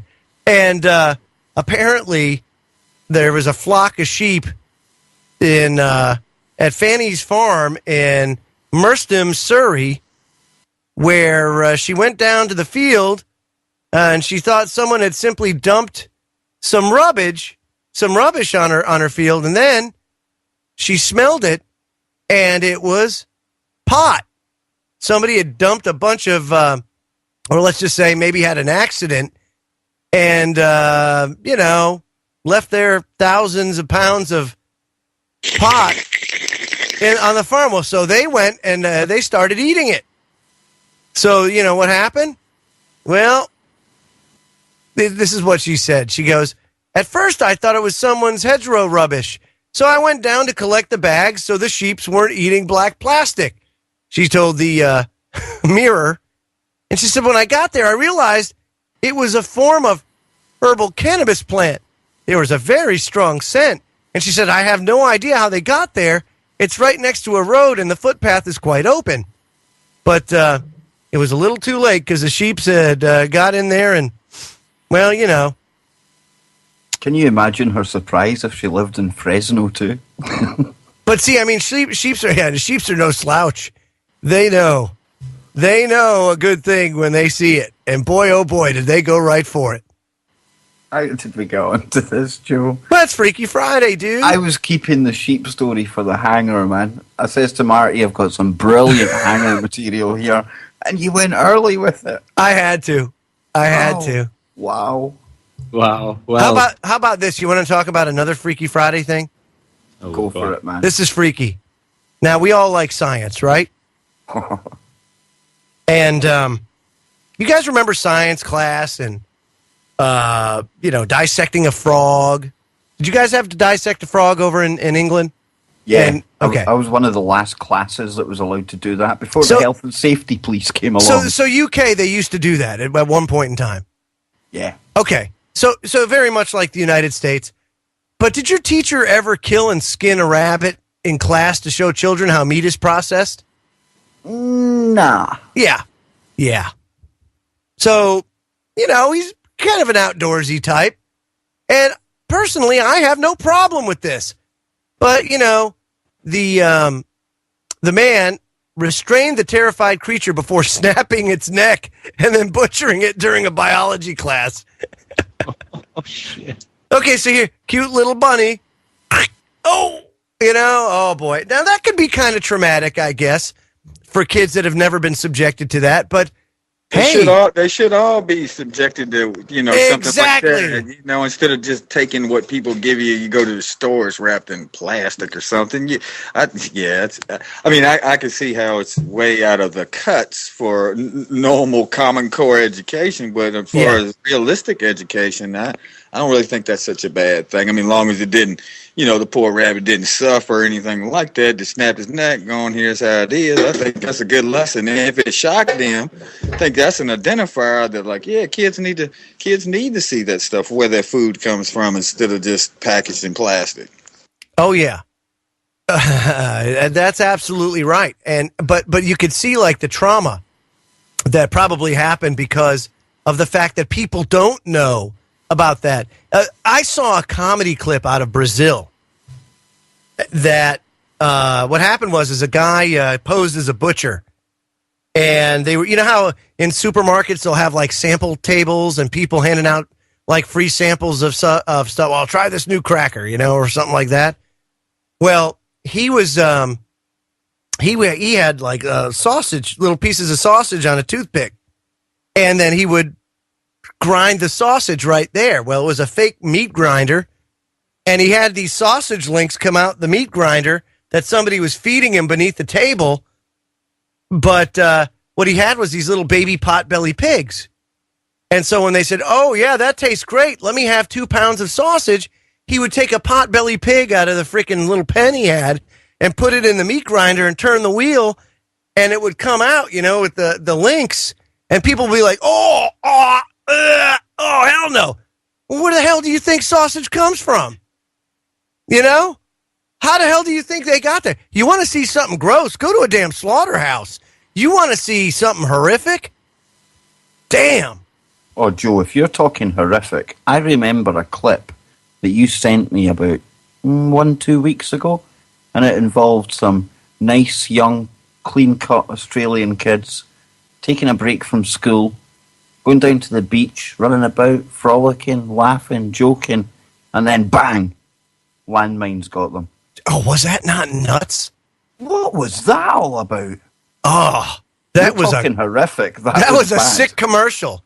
It's like it lulls you into this lovely, false, warm sense of security and then just slaps you about the face. Yeah, that was a crazy commercial. There's no doubt. But I mean, I guess, there is freakiness to this, in that this knowledge that everybody should have is looked upon as freaky.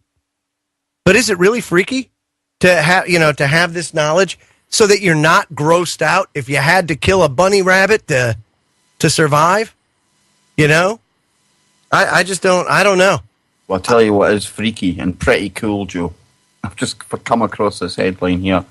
There's a boy who nearly died, and now he has a superpower like Marvel's Magneto.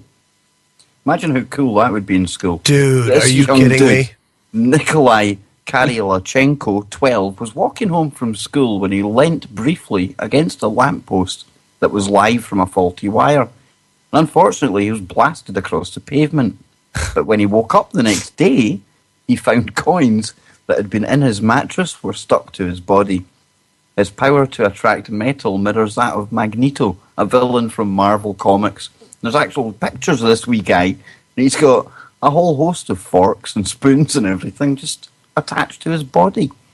I wonder if he can control it. I wonder if he can control it. Like, I wonder if, because that would kind of suck having that and it's just always going on. You're walking around. That would be crazy. Yeah, but if you could control it, that would be so wicked. But me and Marty were talking earlier on, Ken, about how the fact we have all these zombie programs and now we're seeing cannibal attacks and things like that. We've also had a absolutely tremendous amount of paranormal kind of superpowers, humans with superpowers. We've had, obviously, X-Men films. We've had alphas. We've had a whole heap of them. And I'm wondering if this is going to be the next thing. Are we getting ready to have some kind of evolutionary kind of leap, or are they going to be tinkering with our DNA so that we can have special powers? No, maybe them, but I don't think they'll give them to us.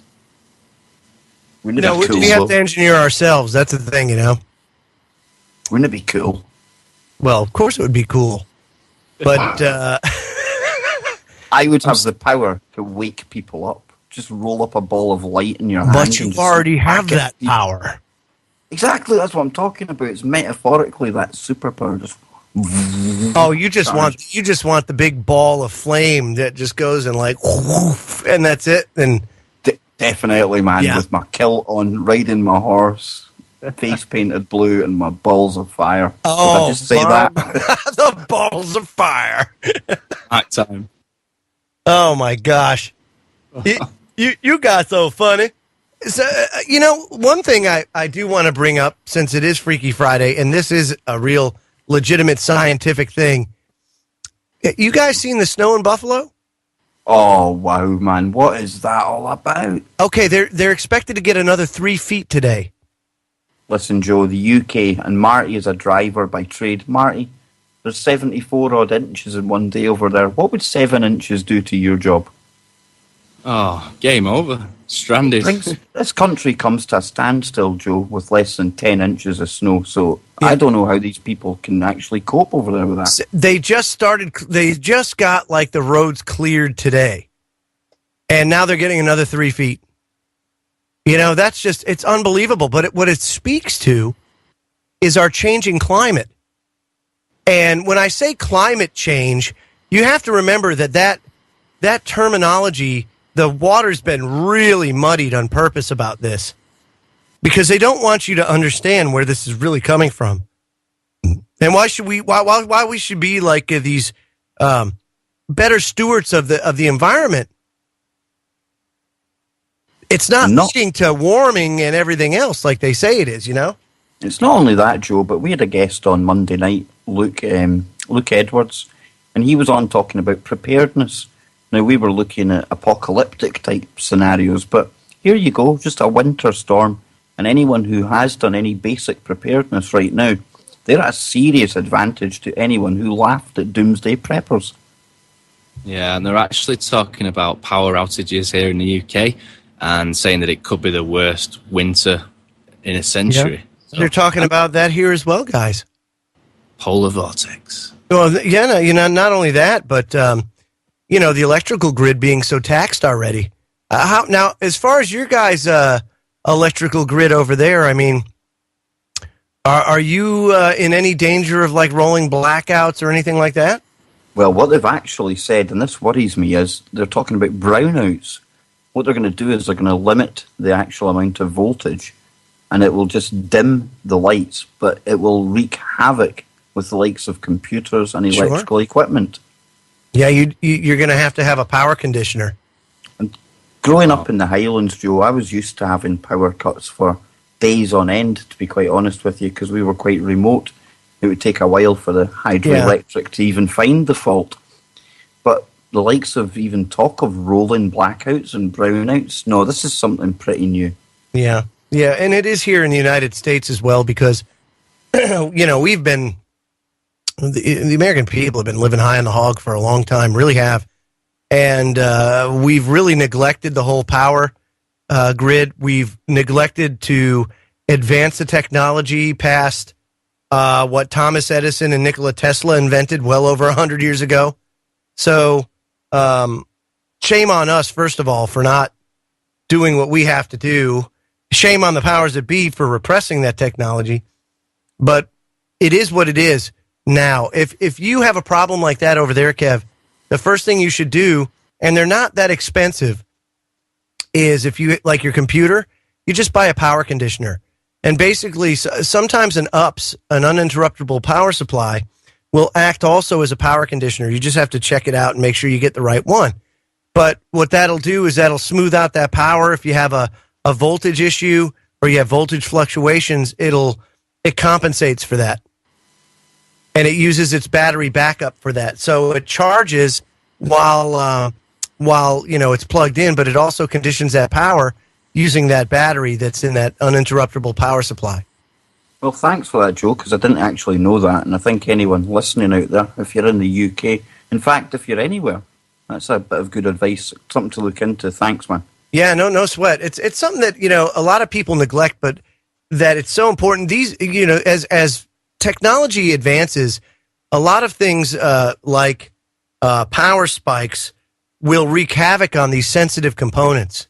So it's always in your best interest to get at least an uninterruptible power supply so that should you take a power hit or say lightning strikes a substation and there's a surge, that you'll be able to handle it. You'll be able to take it, and then your computer isn't slammed with power, and or when you lose power, it's not slammed off because that wreaks havoc on it enough in and of itself. So it's just one of those things to kind of consider as you do it. But you're right. As this weather gets worse, Kev, and it will, because there are cosmic events unfolding that are directly affecting our atmosphere. They're directly affecting the magnetic field of the Earth. And it's in turn directly affecting our environment, and all the other planets too. And we are still traversing the galactic plane right now. Yeah. We might have crossed the center, but we're still coming out the other side of it. So we're experiencing pressures on the planet right now that we've certainly never seen before. And you can see the effects everywhere.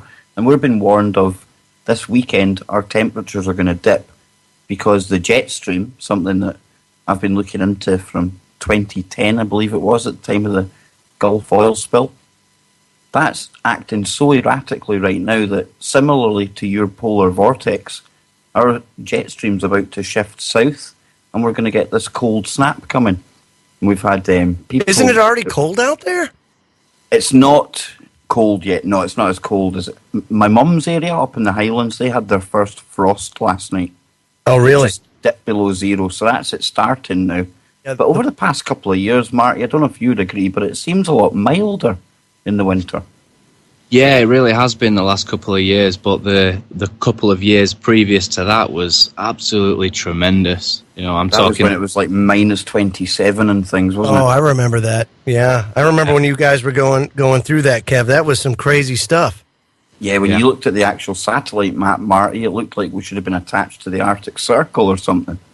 Absolutely. I mean, my car was actually snowed in for 3 weeks, and I live out in the sticks, so we had to walk a mile down to the village to try and get some bread and milk and stuff. But I mean, you couldn't really get anything because everyone was panic buying, and we'd have to walk up a big steep hill for a mile through the woods to get back home with shopping bags. Oh, see, now you're starting to sound like our parents, dude. Oh, when I was a kid, I had to walk uphill in the snow to school both ways.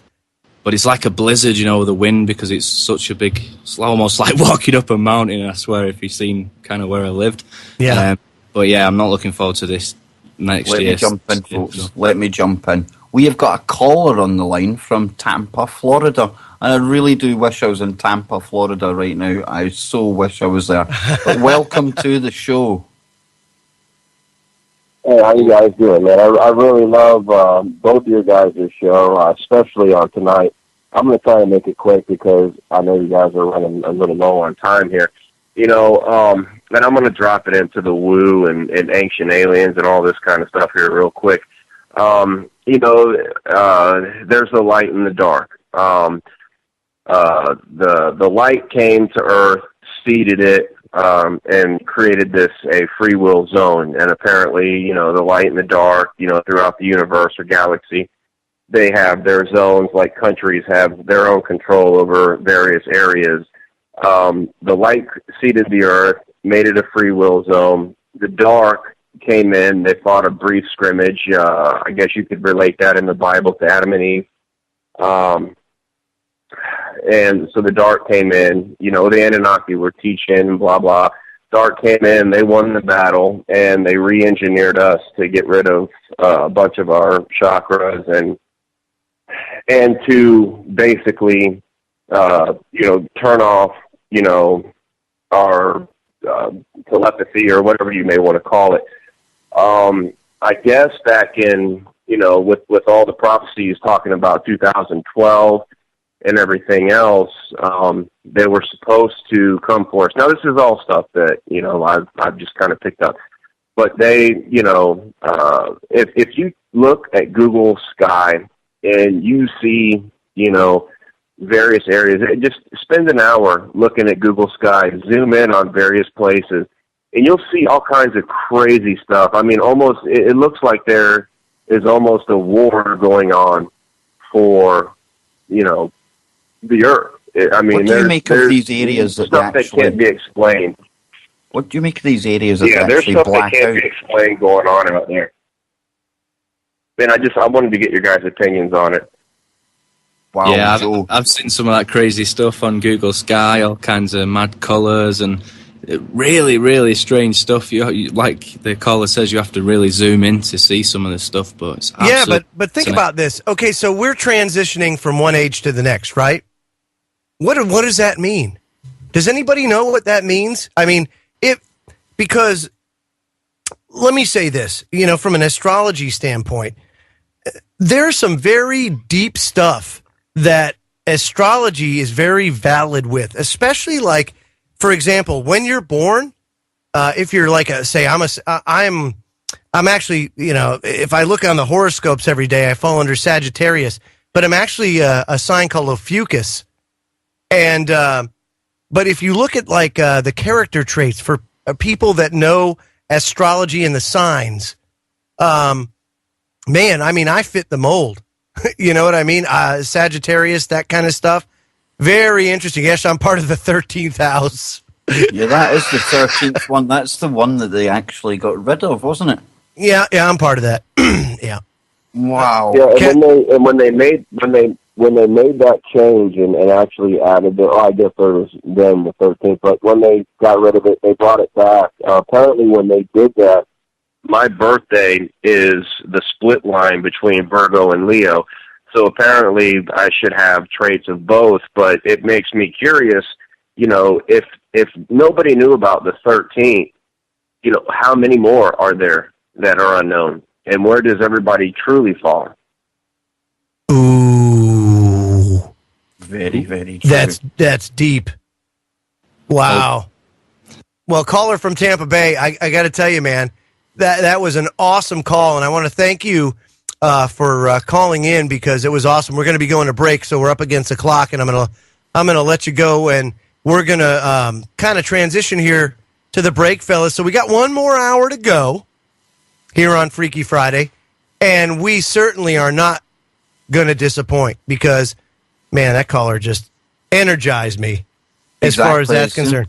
I didn't start speaking, Joe. It was just brilliant. I never even looked into that it was the 13th house. I'll be honest with you. I didn't know what that was. I mean, I just knew it was Ophiuchus. I didn't know, you know, like that. But wow. Well, Now- there are some people making a case for it. I'm starting to look it up right now, man. We're going to have to talk about this on the other side. That's nuts. So when we come back, we'll do that, folks. Don't go away. You're listening to Freaky Friday right here on Truth Frequency Radio, truthfrequencyradio.com. Get your truth freak on, baby. Now tuned into the Truth Frequency. We are TFR. Fighting for humanity and against globalism. One mind at a time. It's the Freedom Link with Joe Joseph. Hour number 3 of Freaky Friday right here on Truth Frequency Radio, truthfrequencyradio.com. I'm Joe Joseph along with Kev Baker, Marty, and Ken Webb. And, right before the break, we were talking about the signs, the astrological signs, specifically Ophiuchus, the 13th sign. And I found a little something on it, Kev, a little background on it. And like I said, I really never paid it much thought, but this says the constellation Ophiuchus has been known since ancient times and is better known as the Serpentarius, the serpent holder. I mean, right there. It's like, wow, that's pretty interesting. Serpent. The serpent holder, yeah. Ophiuchus is depicted as a man handling a serpent, his body dividing the large snake into 2 parts, giving way to the symbol used today as an Asclepius. The hell's an the medical staff. I was going to say, yeah, that's the medical one, but that also is said to maybe represent DNA as well. Yeah, I think so too. Now it says astrologers have not included Ophiuchus in the wheel of the astrological signs because the sun spends only about 19 days in the 13th sign of the Mazzaroth. Not that there wasn't a 13th sign in the heavens, but as far as the astrologers were concerned, the sun traveled from the constellation Scorpius and then proceeded directly into the sign of Sagittarius. In reality, this was not the case. The sun, for 19 days of the year, travels through the star constellation Ophiuchus before entering Sagittarius from Scorpius, and thus the sign of Ophiuchus is patterned after the original serpent holder, Enki, a Sumerian god. And where's Christio when we need him? It was Jordan Maxwell who was saying to us, see how you hear of the scorpion kiss, the mafia would give you the kiss of death? Yeah. Well, that was said to represent when the sun would leave Scorpio and go into the 13th house, it would kiss the sun goodbye, and it was like a kiss of death. Oh, Marty, what do you think about that, buddy? Now that's some good woo there. Yeah, it sure is. I find it fascinating because I think so much has been changed, over the thousands of years. There, you talk about the 13th sign of the zodiac. Well, there actually used to be 13 months, and that consisted of 4 weeks per year, 28 days, all equal measures and stuff. And they'd completely rewritten and changed all the calendars now. Well, yeah. What were they trying to hide? Maybe it was this other connection. 13, Absolutely. It totally had to do with spirituality. And, for example, look at the Hebrew calendar. The Hebrew calendar actually uses the sun and the moon, the lunar cycle and the solar cycle, for its accuracy. Now, what's different is the Gregorian calendar is one that runs off of the sun, not the moon. The Muslim calendar actually runs off of the moon. It runs off the lunar cycle. That's why every year Ramadan falls on at a different time in the year, because it's lunar. And so it's very interesting. They have changed the way that we measure time, and I think that is specifically to get us farther away from our spirituality. Now, this says the signs of the zodiac are for the most part the highway or path on which the sun takes its yearly journey across the heavens, as it would appear to earthlings. These signs are actually star constellations occupying space in which the sun appears to travel in an Earth year. The original 12 sign constellation, the 12 signs or constellations as Aries, Taurus, Gemini, Cancer, Leo, Virgo, Libra, Scorpio, Sagittarius, Capricorn, Aquarius, and Pisces. Now, those are quite familiar to everybody. But the 13th sign in constellation Ophiuchus is not well known at all. I mean, I just found out about it not just a couple of years ago. And to acknowledge a 13th sign now would seem awkward for astrologers who like the tidiness of 12 signs that rule over 12 houses of the zodiac. You know, the heavens are alike, and they do change after a few thousand years, and the astrologer who wants to maintain accuracy must change along with the signs in heaven. And that's what this says. Now, this is what this is a list of key words describing the sign of Ophiuchus. It says, interpreter of dreams, vivid premonitions, attracts good luck and fruitful blessings, serpent holder, lofty ideals, a seeker of peace and harmony, a doctor of medicine or science, naturopathic, adds, increases, joins, or gathers together, poetical, inventive nature, expanding qualities, seeks higher education and wisdom, an overseer, a supervisor at work, fame, either grand or completely misunderstood. You know, Joe, apart from the good luck thing, that's you, man. Oh, yeah, good luck. I know. And it's weird, you know, because I got the Irish in me, too. So I can't believe you murdered that accent. Aye! God. God almighty. You sound more like some kind of frustrated pirate. Why do you always say I sound like a frustrated pirate? Well, I do sound like a frustrated... You're right. Aye. What is that all about, man? Seriously, you need to get it all sorted for next week. I will, man. No doubt. Now, get this. The constellation of Ophiuchus is the only sign of the zodiac which is linked to a real man. This man lived in ancient Egypt around the 27th century BC, and his name was Imhotep. Again, patterned after Enki.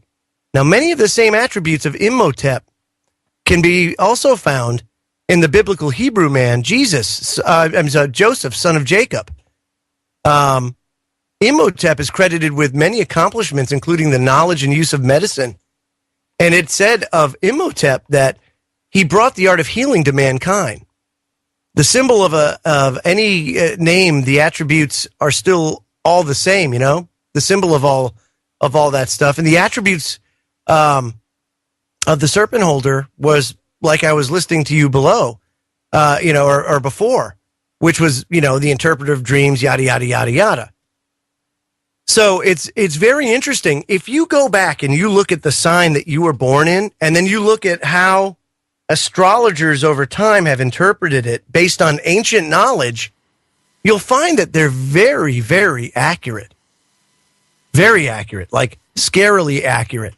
The thing is, Joe, it might seem like hocus pocus to most people, but to the elites and the royal families out there, they actually live their lives by these things, by the movements in the skies of planets and stuff like that. So remember, they hold all this occulted knowledge, so they know that there's something in it. Oh, yeah. I mean, you have to be crazy to think that there wasn't. I mean, look how just the moon alone, alignment of the moon affects the tides, affects water. You know, like we were talking, I was putting on the chat, that, you know, like you look at women, like get in the same spot in the same house and their menstrual cycles all come into key play. I knew a lot of people who did astrology out in San Francisco and all of that. And they would just tell you things about you just by knowing your sign, when you were born, at what time, the planetary alignment. And then all of a sudden I started paying attention more, you know, because you're in that type of environment, when I was in that type of environment, and start paying attention to what signs people were, when they were born, under what cusp and all of that stuff, you know, and just seeing the traits. And then I could actually, no matter where I go in the world, you know, around people, I could always tell if you know, when they were born, it's like, wow, I could tell some certain characteristics right off the bat just by that. It's pretty crazy. It is. You know what else it does, Kev? Let me tell you why this is so important. Since we can talk about it in a nature sense, right? These signs, you know, there are different character traits for each sign. And what that does is it provides balance in the world. Because if everybody was born like the same way and had the same quirks and the same idiosyncrasies, we'd probably all shoot each other in the head. I mean, seriously, it'd be crazy. Well, Joe, this all started from you talking about us moving into a new age and what that would mean. Surely it stands to reason then that each of these ages would have their own characteristics as well. Yeah, I would think it would. You know, that the times could be classified as this. But I mean, this sounds crazy, Joe, and sorry to cut you off again, but this sounds crazy, but that is honestly why I think we see so many of these, albeit symbolic rituals, played out in space and in false flags and things. It's almost as if they're symbolically trying to recreate the start of the age that they have dominated as we go into this new age, so that maybe they're hoping they can keep it the age of Horus, the age of Isis. Right. No, you're absolutely right. I don't. But how do you stop it? You know what I mean? How are they going to stop it? Unless they possess some power that we really have no clue about. You know, I just don't know how they could stop it. Maybe that's why everything is going batshit crazy right now. I think it is. Maybe they don't know. I think it is. John King, he's very into this, and has a very extensive knowledge on this subject. And you know, he says it straight up. They have a limited amount of time. They have a window of opportunity, and then after that, no, not so much, because that's when we enter that new age. He almost likes it. He almost says it's akin to like a contract or a deal with the devil, if you will, that they have to execute their plan by X time or they are screwed. And I just don't think they can pull it off. The only way I can see them achieving their plan is through AI and, you know, these different types of technology to where they can merge humans and machine. That's the only way I see it happening. Yeah, I agree with you there, Joe. I really do. Yeah, and I'm, you know, I wonder about this whole CERN thing. You know, are they going to pick up on maybe the particle, which is like the gateway to consciousness, you know, and then start using that in the technology and machinery, and you know, like they were talking, was it predictions for 2035 or something, that they were going to be able to upload or download consciousness into one of these machines, like, you know. Yeah, sorry to go off topic there, but that's really fascinating, my friend. I download mine just to be a thorn in their backside. Wouldn't that be? Yeah. Yeah, but again, you know, that's the question, is like, what are you downloading when you do that, you know? What is it that we're downloading? Because can you download the soul, the spirit? Can you download that onto a computer? Is that transferable? I hope not, but it seems like they're searching for something like that. Well, yeah, because, you know, it's like the Nephilim, right? You take a look at the Nephilim and what they were and what they are, and a lot of people say demons are disembodied Nephilim that are looking for vessels to inhabit, but these vessels can't have spirit. They can't have, you know, we all have an individual spirit, a soul, a life force, if you will. And they can't inhabit a body that's already got one. I mean, well, they can possess it, but they can't exactly like dwell within it permanently. You know, that's another thing Johnny King taught me.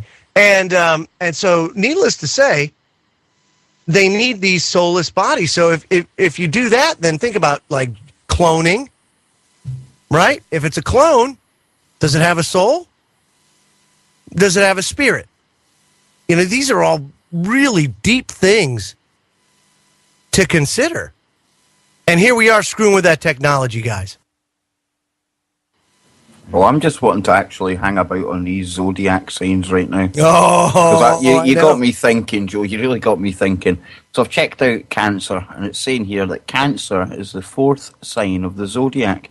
Its name derives from the Latin Cancer, literally the crab. Cancer individuals are tried and true.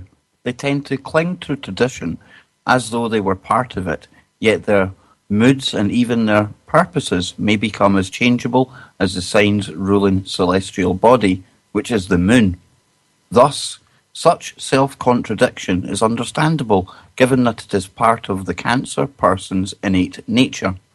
Much like their representative symbol, the crab, Cancers are well protected on the outside, but are prone to being soft on the inside. They are good at sustaining others and appear to have a mission to take care of not only people in and of themselves, but also their means of making a living. The association with the sign with water dates back to the very emergence of astrology itself and is Babylonian in origin. In Egypt, Cancer was represented by two turtles, known as the stars of the water, and occasionally as an obscure aquatic creature known as the Alal. Perhaps more than any other sign, Cancer is symbolic of the possessive, receptive, but profoundly powerful and encompassing female force in nature, the all-nourishing or all-devouring mother. The crab itself is associated with the sea, the cradle of life, and it goes on to say down here some of the traits that I should have. Let's just see what this says. Some of the positive traits. I'll be kind, loving, emotional, intuitive, imaginative, shrewd, cautious, protective, and sympathetic. Some of my negative traits should be changeable, check, moody, check, over-emotional, definitely check, touchy, untidy, clingy, unable to let go, and a tendency to wallow in self-pity only after a malt whiskey. I would say that pretty much sums me up, Joe. Well, let me tell you something, man. Like, I can play. You want me to play the role of astrologer right now on you? Go for it, man. All right, I'm going to give you the male side. Cancer male. Are you ready for this? Now, this is from that awesome website that's no longer exists. You got to go to the Wayback Machine for this, and not all of the signs were mapped that this person did, but uncanny ability to do this. And she did the male, the female, the inner self, the whole nine, breaks down Cancer and everything into all its subcomponents, and then like the relationships with other signs and what they're like if these two come together. So just breaks down Cancer. What was it? Cannabis oil? Yeah, cannabis oil. That's right. Boom, boom. But anyway, it says the Cancer male may often be moody, but he's rarely mean. His moods being the meanest when he's the most afraid of losing something or someone. An extreme romantic. He's not always confident of his own attractiveness. Nonetheless, he understands women very well and is fond of children. The Cancer man is kind, but contrary to popular opinion. Is not soft.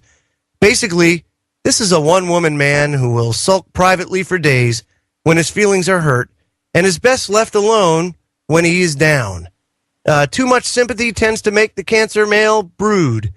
He is far too deep to be able to sum up on first acquaintance, and snap judgments should not be made about this man. Women tend to like his sense of humor and his outlook on the world, but he can put on an act of geniality to hide his own feelings of inadequacy and insecurity. It takes a long time to truly get to know the Cancer male. He will be an amusing and gallant escort or sweetheart if he wishes to be, but is very difficult to pin down. This man often avoids a serious relationship for as long as possible, and even then will enter it with the greatest trepidation. If he believes he's found the right partner, then he will settle blissfully into married life. However, if he suspects he has chosen the wrong woman, then he can be impossible. Saving money is substantially more attractive to the Cancer male than spending it. Though not exactly miserly, he does think twice before splurging, and this man's sense of humor seldom includes the topic of cash. Money is no laughing matter to the Cancer male, who could probably add a column of figures in his head before he learned the alphabet, and most likely had a paper route by the time he was 11 years old. Check. The man who falls under the jurisdiction of this sign had a rather interesting idea of economy. He would rather go to the best restaurant and get what he pays for than risk offending his sensitive tastes with overcooked food and indifferent service in a second-rate establishment. By the same token, he thinks it's silly to waste money on a cloth coat when a mink will amateurize itself over the years. In short, quality and thrift are synonymous to the Cancer male. Now, the Cancer male tends to be somewhat subjective in emotional matters, often unable to see anything from an objective point of view when he becomes upset. Nevertheless, he's usually generous with his affection and craves lots of affection in return, frequently feeling bitterly deprived if he does not get it. In short, words of love are music to his ears. Most girlfriends and wives of Cancer men find their mate to possess much sex appeal. But any partner needs to learn that the male of this sign likes to be left alone without question when he feels the need to sort out problems. So far, so good? I am absolutely blown away. That's crazy. Yeah, so, I mean, this is just interesting stuff. And, okay, so with that said, and you can read the rest of it, right? Just go there and check it out. It's John, I mean, I can't say all those things apply to me, but a startling majority really did. And all that from when you were born. I know. That's supernatural. It's like, yeah, what did we just get a download? Like when you take your first breath, is it then? No. You know what the Bible says? It's when you're conceived. When you're conceived, that's when the Spirit enters you. You know, that's when that happens. So it's when you become that, you know, when that cell splits. That's it. That's when it happens. I mean, it's unbelievable. No, it really is. And I'm not just saying that for effect, Ken. A lot of the stuff that Joe read out there, it just nails me to a T. Yeah, some of it comes down the way they have it broken down to the cusp. What cusp you're on, what part of like Cancer that you were born on, were you in the latter part of that cycle, or were you born at the beginning of it, or conceived at the beginning of it, or whatever it is? There's differences. Like I'm a Gemini, and I know that the Geminis who were born early on in that cycle of Gemini they have traits that differ from the ones that were born on the latter part of it. It's some pretty crazy stuff, no doubt. So, I mean, this is I just thought this is a fascinating topic to get into, Kev, because it really does show that there's some validity there's a lot of validity to this ancient knowledge. And, you know, Joe, one way that they try and ridicule it, especially here in the UK, I don't know what it's like over in America, but basically the horoscopes that we have in our tabloid newspapers, well, Marty will back me up, they're a bit of a joke, Marty, really, aren't they? And they just make people laugh at this kind of subject. Absolutely. I mean, you're going to win loads of money tomorrow. This magical thing's going to happen. It's just, it's sort of crap, just in the hope that a couple of people might have that experience, you know. But there seems to be some weight, definitely, to how it shapes people's character, you know, and who they are. And like Ken was saying, I think it also goes by what time of the day you were born, you know, and where the sun was and all that kind of mad stuff, you know. Puts a whole new light on the fact that they induced Princess Diana on the summer solstice, doesn't it? Makes you wonder just what energies they were trying to actually induce that day. And like, what is it that they're getting from it? You know what I mean? If they're that connected, like for example, if we do something good, like a good deed, are we feeding off that good energy? Do we feel that? I mean, I don't know about you, but what do they derive from these events? I'm just curious to know, like, what they feel. What does it do for them? How does it advance their cause? You know what I mean? No, we don't know what you mean because they've occulted all of that, Joe. It doesn't make sense to us. I mean, look at the fact that they inbreed. There's something about their blood that's far different from ours in the first place. That's why they tried to keep it so pure. Again, seems totally sick and alien to us, but we're not dealing with the full deck of cards. We don't actually know what it is they're tapping into, like you say. I mean, you're talking about when we feed off good things. You do get a buzz and a nice feeling in your belly when you do something nice for somebody. You make somebody smile. Maybe they do get this similar feeling from evil, from darkness. Yeah, or like it invigorates them, you know? I don't know. Exactly. I don't know, but I can tell you that they sure are putting a lot of stuff out there to evoke that negative vibe.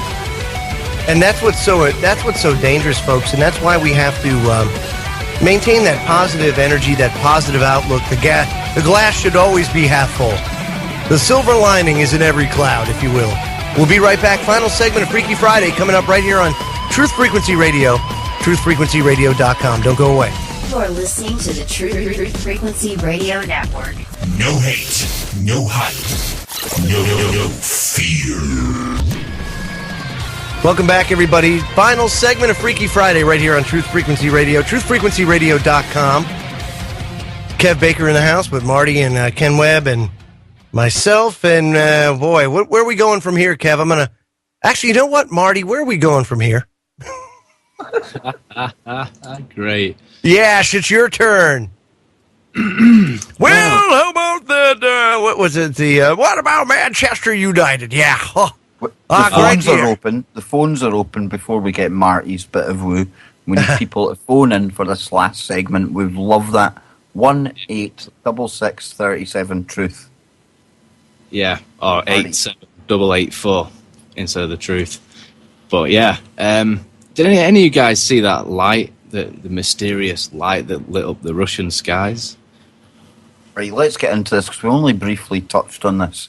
I certainly seen it. Now, I said before that there didn't seem to be any EMP or anything off it. But right. Could it have been some kind of satellite, some space debris re-entering the atmosphere? It could have. There's no doubt. I mean, the metals that are used in these satellites, a lot of rare earth elements, they could... and not to mention the fact, look at what speed is it coming in at re-entry, you know? That thing could be hot as hell. We can't even tell the altitude on this because of the cloud cover and things. Yeah. And we can't lose sight of the fact that there are large military areas up in that part of Russia. There's also large NATO drills going on near the Russian border. It's not a stretch of the imagination that this could be some pretty explainable tech from some kind of military exercise. Or an asteroid, or a meteor, you know, like a meteor that just kind of... No sonic booms reported. No noise, nothing. They actually ruled out it being a meteor. Is that right? Yeah, and if you kind of look at the film, it kind of looks like it's come from the ground. What about Kev, what about scalar? Definitely looks like scalar. Yeah, what is money anyway? What's a dollar, Kev? What's a dollar? And what is scalar? No, but I seriously, just think it's nice that Griff can join us. You know, on a Freaky Friday. Well, the Flash is one thing. What about those? Have you seen those pictures of the clouds, and then there's a giant hole in the center of the cloud, you know, and these anomalies in the sky? Joe, I've actually photographed that over Glasgow. Really? Yes. Is it because you're a smart city? No, I've got that on my Facebook. I've no explanation whatsoever for what causes that hole, that cloud punch, as I tend to name it. I have no idea. Swamp gas. Yeah, that's it. Swamp gas, because I know that, you know, Scotland is known for its vast amount of swampland. Yeah. Swamp people, yeah, but swampland, no. Yeah, but here's the thing is, we know the technology exists. And we know that they're doing things to modify the weather. We know that there's cosmic things going on that is modifying the weather. You see what I'm saying? Do you guys think that first of all, you can't look at the aerosol program as it's out there to modify the weather, because it's so multifaceted. There's so many things associated with it. It's kind of like, oh, well, we need to do this to modify the weather, but wait, there's more. Look at what else we can do. So we know that that's out there, that it does exist. Do you think it's like a type of warfare thing, or is it in response to the fact that our planet is changing? Well, one aspect we should look at is the fact that there's weather weapons treaties in place. So why would you have a treaty about something if there wasn't weather weapons in the first place? Ken, could you answer that for me, please? Well, no way. I'm going to throw something out there just because I've had this argument with people, and the one thing that they would put out there was like, what was it? It was a bill that Ron Paul put out for space-based weapons or something like that years ago. That was Dennis Kucinich. And they were like, and I'd show them like, why? And I posed the same question: why in the world would they have a piece of legislation here for something? And it said, specifically in there, chemtrails and all these space-based weapons and all this kind of stuff.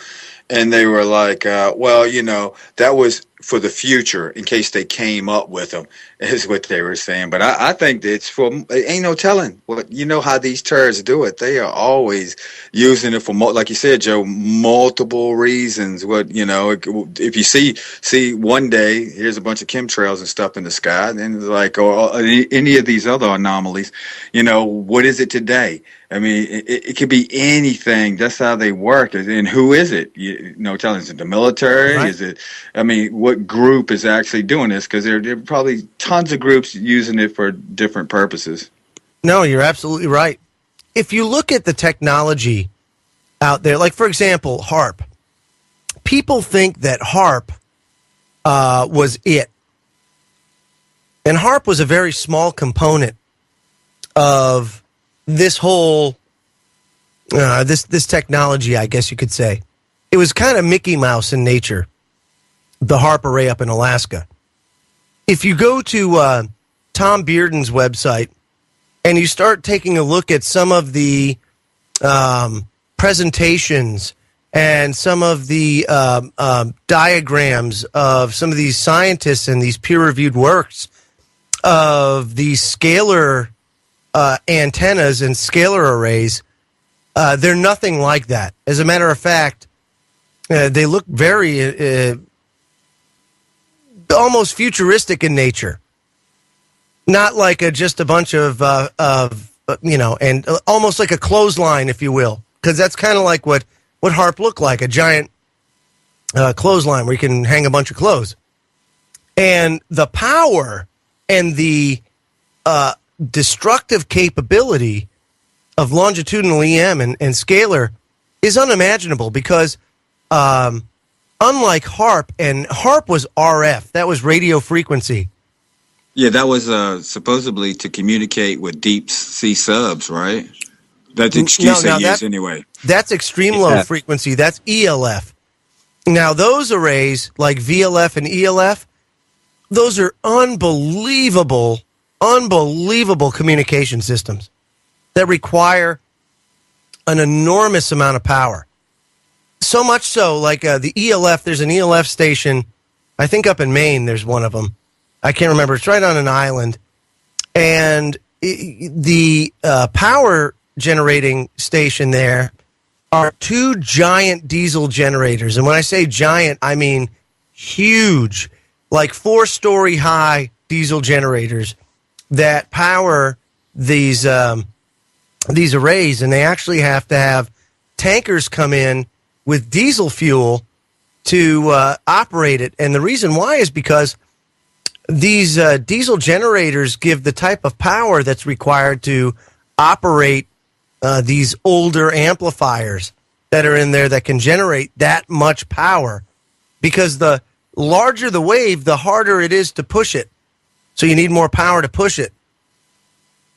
And yeah, you're right. Just unbelievable amount of power. But the difference between RF and longitudinal EM is like longitudinal EM or scalar isn't limited to the curvature of the Earth or anything like that. like you could target, say, somebody in Russia with a scalar weapon, and it would go like what we would think is through the earth to the other side. You know, you're almost not confined to our physical realm. Yeah. Truly unbelievable. And what it does is it makes all of these other weapon systems that we have in the world obsolete, like nukes. Nukes are obsolete. Scalar weapons are much more destructive and have much more capability to wreak havoc. And you'd have no idea. It would just instantly boom and it's done. So you mean like possibly 9/11 dustification? Could very well have been. You know, Dr. Judy Wood talked a lot about that.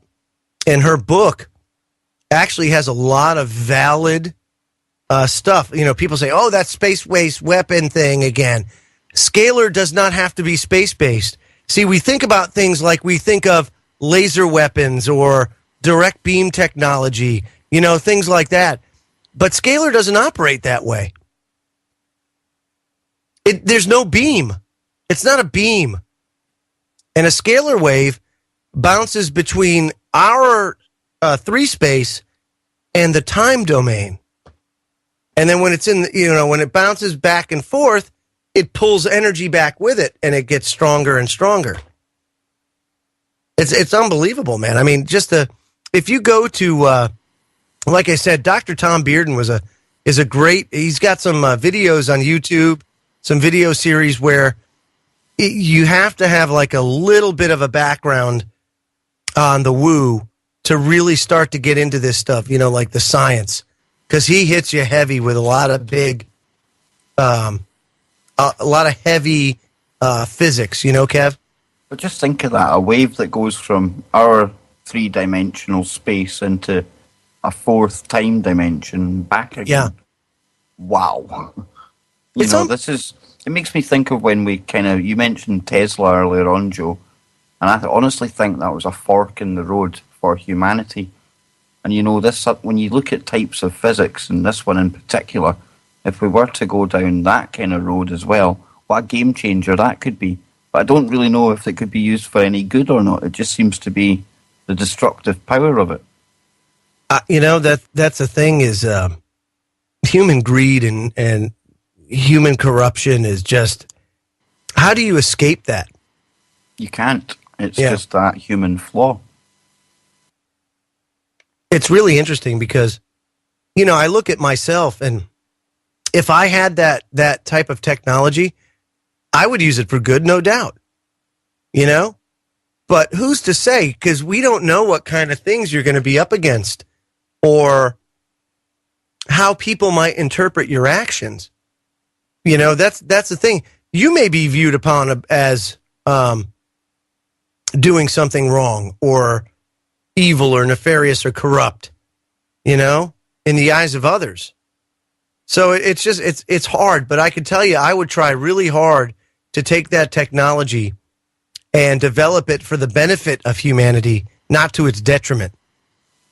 That'd be the thing about the turds that be out there wanting to use it for all of their corrupt reasons and everything. You know, it's like I used to talk to my friend Grease Rig about that because he's an engineer and stuff, and he's working on like a lot of alternative energy and things. I was like, well, if you came up with something, I mean, would you tell people? I mean, you'd want to share that type of technology with people, but you'd have to figure out a way to get it out to people before they do like they did Tesla and cats like that, you know, come up with something and then next thing you know, you shot yourself in the back of the head 45 times or some crazy stuff like that and your stuff just disappeared.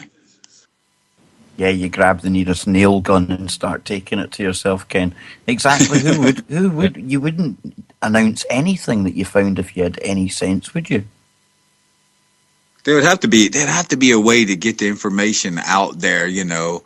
I mean, you know, before it became, I mean, we have the means to do it with, you know, the internet and stuff like that, but it's getting it actually to be believed or tested and all this stuff by people to do it. It's like, you know, having free energy, you know, just total free energy for the world and stuff like that, you know, which was something else, you know, that, Tesla was working on.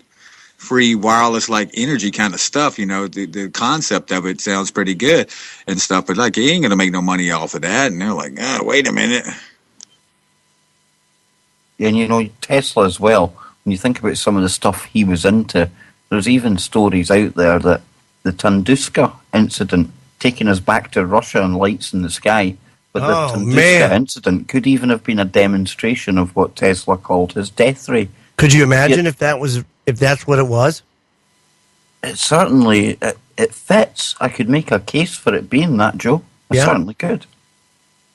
No doubt. I mean, and that's why, when people get hung up on HAARP, I don't think they understand, is that technology out there? Yes. Do they modify the weather? Yes. But there's technology out there that far, far exceeds the destructive power and capability of radio frequency. That EM stuff, longitudinal electromagnetic waves, are just so much more powerful. And at the same time, have so many benefits. I forget who it was. I think it was, Antoine Priori. If you look him up, he had built a machine using magnetic longitudinal EM scalar to cure cancer and other ailments. You would just lay down and this machine would hit you. And I think I read something about that, Joe. It's like what that would do is take like even in chemo, when they give chemo, it only attacks like the active cancer cells. Right. Whereas I think the scalar waves would stimulate all of the cancer cells so that they were active, that you could do something to kill them off. I believe I read something about that. I could be mistaken though. Yeah, well, it's very interesting. I'm going to try and pull that up, Kev. Joe, I've actually got a bit of breaking news while you've pulled that up. Go ahead. But this actual incident over Russia, I've actually got to the bottom of it. It would appear Putin done it. Oh, done everything else, didn't he? Hey, breaking news. That's right. Of course, it was him. Everything's him, Ken. Honestly, we've got stories in the UK just now how Russian websites are hacking into people's private webcams. Absolute outrage about it. Oh yeah, no outrage at all. When Edward Snowden revealed this months ago, there wasn't a whisper about it, And he used to be the good guy, I mean, when Bush was in office, him and Bush were buddies and kicking it and all this stuff, and he was the good guy. Now all of a sudden, now he's the bad guy to blame. Seems a bit like Saddam went that way, and then Gaddafi. It seems to be the way they go. Mm-hmm. Okay, here it is right here. Antoine Priori. In the 1960s and 70s in France, Antoine Priori built and tested electromagnetic healing machines of startling effectiveness. In hundreds and hundreds of strictly controlled tests with laboratory animals, Priori's machines cured a wide variety of the most difficult kinds of terminal, fatal diseases known today. Funded by millions of dollars, Priori's machines concretely demonstrated a nearly 100% cure of all kinds of terminal cancers and leukemias in thousands of rigorous laboratory tests with animals. These results were shown to medical scientists as early as 1960. And supporters and financiers of Priori's machine included the Prime Minister of France, the World Health Organization, Robert Courier, the Permanent Secretary of the French Academy of Sciences, the DGRST, France's top governmental scientific agency, headed by an MIT-trained physicist, the French military, and others. And a PhD was even awarded by the University of Bordeaux in 1984 for a thesis on the research. So it had a very effective rate of curing and of these diseases, and just all of a sudden, nothing. Just off to obscurity, guys. Yeah, they've got other plans for that technology. Don't you find it funny that some of this amazing tech that we can create could be so beneficial to the planet, but yet it could also be used to destroy it? Isn't it almost? Isn't that the way human existence is, though? With everything, it's like if we go one way, Yeah, you could save the world. The other way, it's going down in a fiery crash. We're done. Then you get the people out there, like you get the technology, and you're like, well, it's out there. Somebody else, the enemy is going to figure it out. I mean, like people who would actually use it and take it and turn it to something for as far as military use. Their mentality is that somebody else out there is going to take this and use it for that. So why shouldn't we have that also? I mean, it's kind of understandable when you think about it, but in a perfect world, definitely there's so much technology that could be used for good things. It's always for some kind of military offensive destruction, that kind of crap. But you can see the mentality of thinking that, and that's just the state of the world, thinking that somebody else out there is going to get it, they're going to use it, so we better have it as well kind of mentality. Yes. Silence sometimes is golden. 7 minutes from the end, I think a moment of silence ain't too bad. We don't know. It was more like a whew. We've been really getting into some good stuff tonight. Well, for 4 guys who really had put nothing together, we had done fairly good. Yeah, that's the interesting thing, folks. Like why I was late and everything else. I've been going all day. Kev too. I've been going all day. I think we've all been going all day. Marty boy going all day. And Ken's been a painting juggernaut. Freaky. Real people, real radio, real jobs. Yeah, real jobs. And unfortunately, it's just been a crazy day. So we actually came into this broadcast tonight, this Freaky Friday, not a damn thing on the screen. So we've been kind of like, ooh, during the breaks, what are we going to do next? Yeah. Actually, we've been like... Special announcement. What's that? Kev Baker will be on the hangar tomorrow night.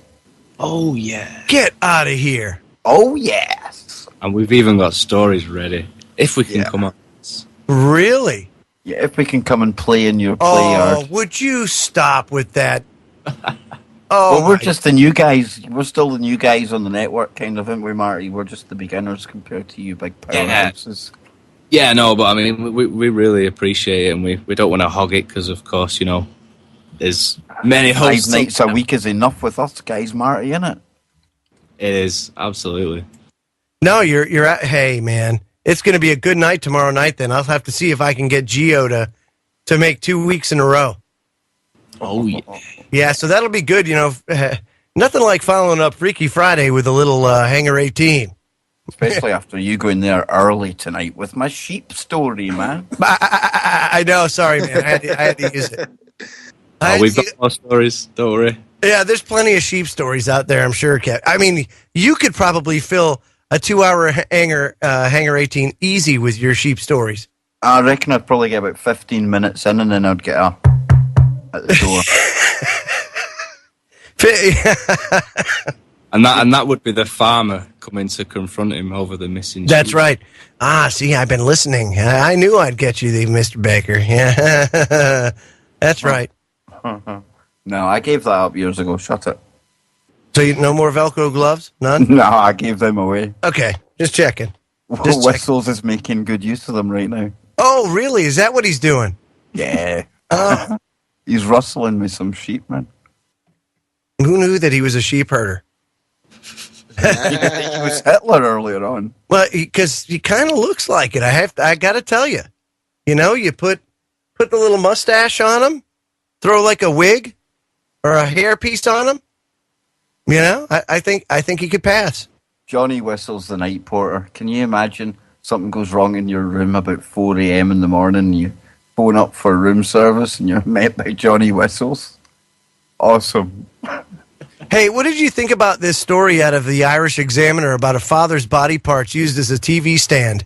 Oh, me and Marty were saying that's just an example of something dark on the planet right now. Yeah, you could put it down to psychopaths, but when you add it to everything else that's going on, crazy. Isn't that like a level of psychopath, though, that just it's beyond understanding? That's why I can make a case for something, some entity or something been in there. Yeah, some sort of like a possession. I think you're right. I think you're totally right. We're having acts of cannibalism and everything right now in the UK. Yeah. It's nuts. Very demonic. Very demonic. You know, that's the thing. I don't know. That's a weird story. A man killed his 25-stone father and then carefully dismembered his body and neatly packaged the body parts in plastic storage bags, which he used as a television stand, a court had heard. 25 stone. There's absolutely no way to carefully dismember that if you had a Yeah, what is it? Now, okay, so how much is 1 stone? What do you guys deal in kilograms, don't you? No, pounds. Is it like 14 pounds? 14 pounds? Something like that. Okay, so if that's... Wow. He's like 400 pounds. That's a big boy. That's a big boy. Yeah, it's a big television he had. Nathan Robinson used a Stanley knife, a hacksaw, and a saw to cut up the body of William Spiller at the flat they shared in Lacey Court, Stedman Road, in Dorset.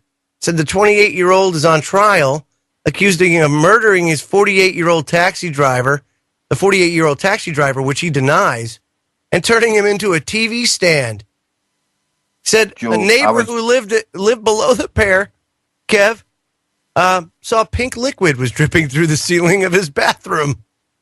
Yeah, that'll give it away every time. But I was actually based in Dorset for 12 months, and I can assure you that's not the strangest story I've heard from there. Is that right? Oh, wow, that's a strange place. Wow, yeah. Something in the water or something. That's just crazy. There's a lot of your uncles, your cousin down there. Oh. Be like, Dad, that's not mine. I don't know where that came from. I just put the TV on it. That's just insane. Something in the water. Yeah, the guy was 6'5", by the way. That's why he was so heavy. I think that's us out of time. I think we're out of time. Yeah, we got about 50 seconds left, guys. Freaky. So yeah, I mean that's it for Freaky Friday. Again. Tune in next week when you'll hear James Swagger. Oh, yes. Come on the broadcast for 3 hours of Freaky Friday fun. An actual Irishman, not Joe's type of Irishman, a real one. Shiver me timbers, arr, walk the plank, arr, matey. Are you scurvy dogs, you leprechauns, you? Hey, leprechauns are real. Less of it. Oh, no doubt. Folks, we'll see you tomorrow night on Hangar 18, 10 p.m. Eastern. Right here on Truth Frequency Radio, truthfrequencyradio.com. Have a great night. The electromagnetic field of it, you know, it's like some sort of energy and you just feel it. And that's where you get the feeling that something's watching you, I believe. Oh, your mic's not coming through. Excellent stuff, my man. Excellent stuff. You know, sometimes these hauntings, I think it's quite depressing if I think of family members passing to the other side and then being stuck in that location. I sometimes think these hauntings that we hear about are probably negative entities, in all honesty.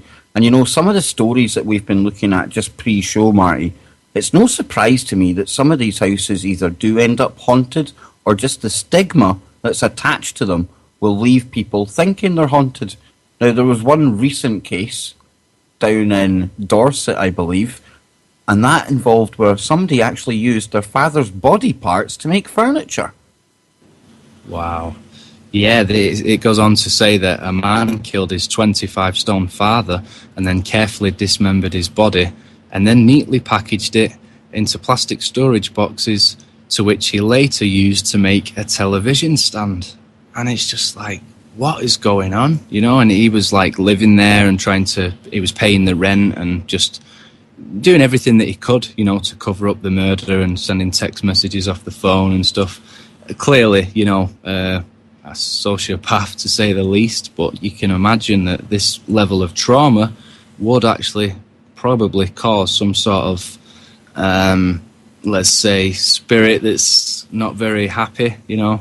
You see, you've obviously picked up on where I was going to go there, Marty, because I think an experience like that or an event like that where there's so much extreme violence and so much emotion at that time, I think that can probably leave some kind of impression or some kind of portal even into that location. And that's probably why we find activity around these places. But again, that's just me, that's just my opinion.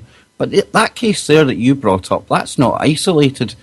And I think right now, folks, with some of the murders and some of the things that are going on in the world, we've all said it on Freaky Fridays before, but it is almost as if there is some kind of demonic possession, some kind of dark force over the planet right now. In Wales just recently, we had a victim found after a man called Matthew Williams had actually eaten her to death.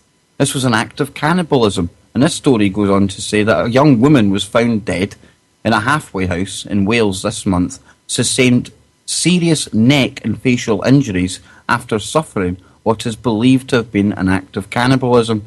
Now, one of the autopsy reports, or one of the reports on the autopsy that I heard, actually said that she had died from cannibalism. Now, Marty, that suggests to me that this event, the guy actually, without being too graphic, bit into her neck. Yeah, it's like a scene from The Walking Dead. And I hate to say it, but I somewhat believe that the rise of these cannibal attacks is partly due to the subconscious of humanity, and these big shows like The Walking Dead and Z Nation, you know, although we love them and watch them, who's to say that that's not sort of putting it into the global consciousness, and then it seeps out through the ones who are maybe, you know, attracting that dark negative energy? Quite possibly, but why such a rise, you know, since that stuff was shown on the show? We've had at least 3 or 4 of those type attacks across the planet. And you know, it's quite mad you bring up The Walking Dead, Z Nation. Maybe it's just me, but there's been an increase, especially in The Walking Dead, in the amount of beheadings that you're seeing. And all this at a time when ISIS are in the news with their beheadings going on. Absolutely bizarre. Yeah, it is. I mean, I wouldn't try and completely demonize the TV shows and stuff and blame it all on that, because you look back to the Roman times and beyond, they were chopping heads off and doing some real barbaric stuff, you know. You could almost say that things haven't changed in a way. When you see the behaviour of some of these guys, it's like they're stuck in the ancient times. There's no humanity. They just haven't evolved, I think. Yeah, definitely, Marty. But we mentioned TV programmes there. I've mentioned a rise in the kind of demonic events going on, the dark spirituality. And right now, I heard a quote today that said there are 88 paranormal TV shows currently running. Now, that is a heck of a lot of that genre of TV shows. And, you know, you have to wonder, is it art imitating life, or is it life imitating art? Are we actually having some cause and effect by just even putting out the idea of all this stuff? And then that brings me to a story in North Carolina. Now, this one here is talk about a haunted house. If any place is going to be haunted, it'll be this place. If anything, or if anyone has any wise ideas, they should just knock this place down. But a Satanist killer's home in North Carolina has been described as a house of horrors by law enforcement officers. Pazuzu Illa Algarad, 35, was arrested after the remains of 2 individuals were found behind his home in Clemens in a shallow grave.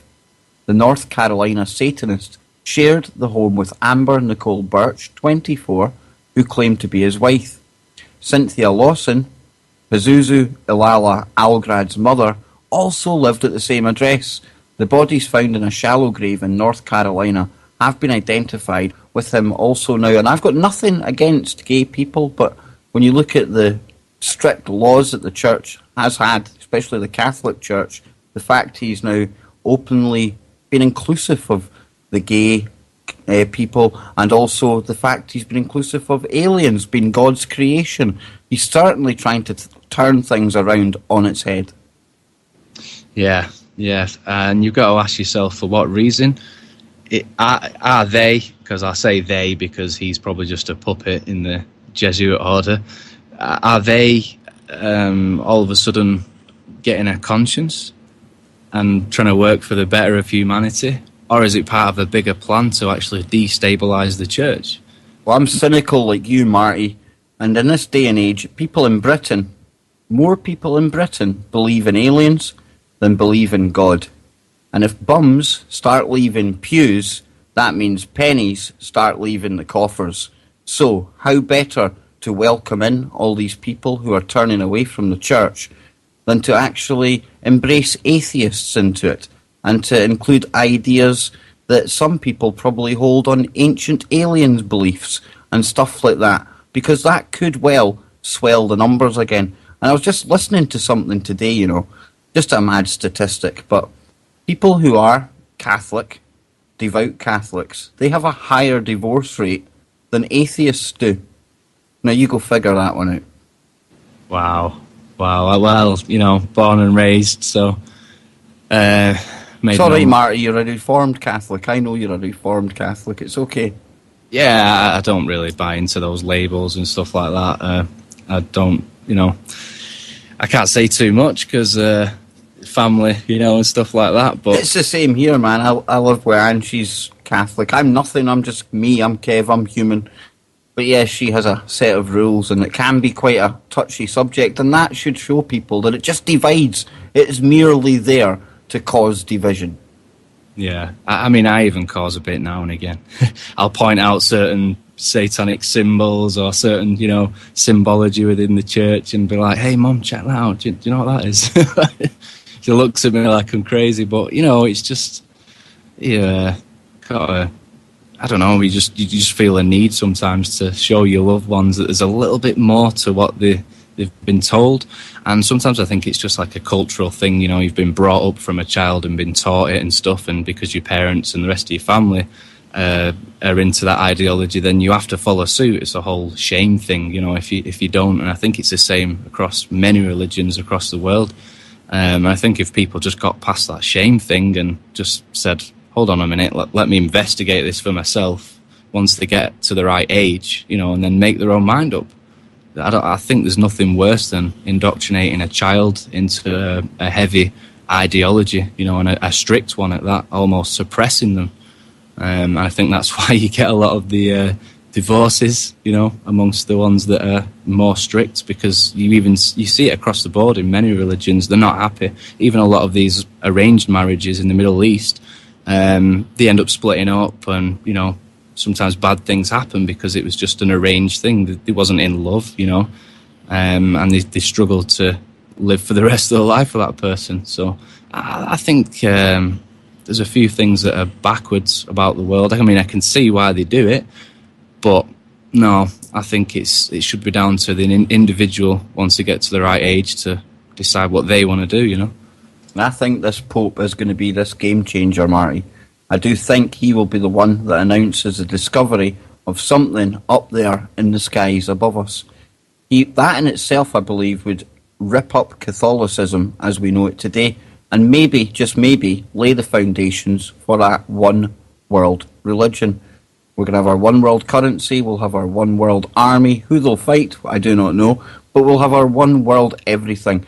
And every single power structure and system that's in place just now will probably have to be ripped down. Maybe this Pope's just a trial run for the next one that comes in. I don't know. But there's certainly something strange about him.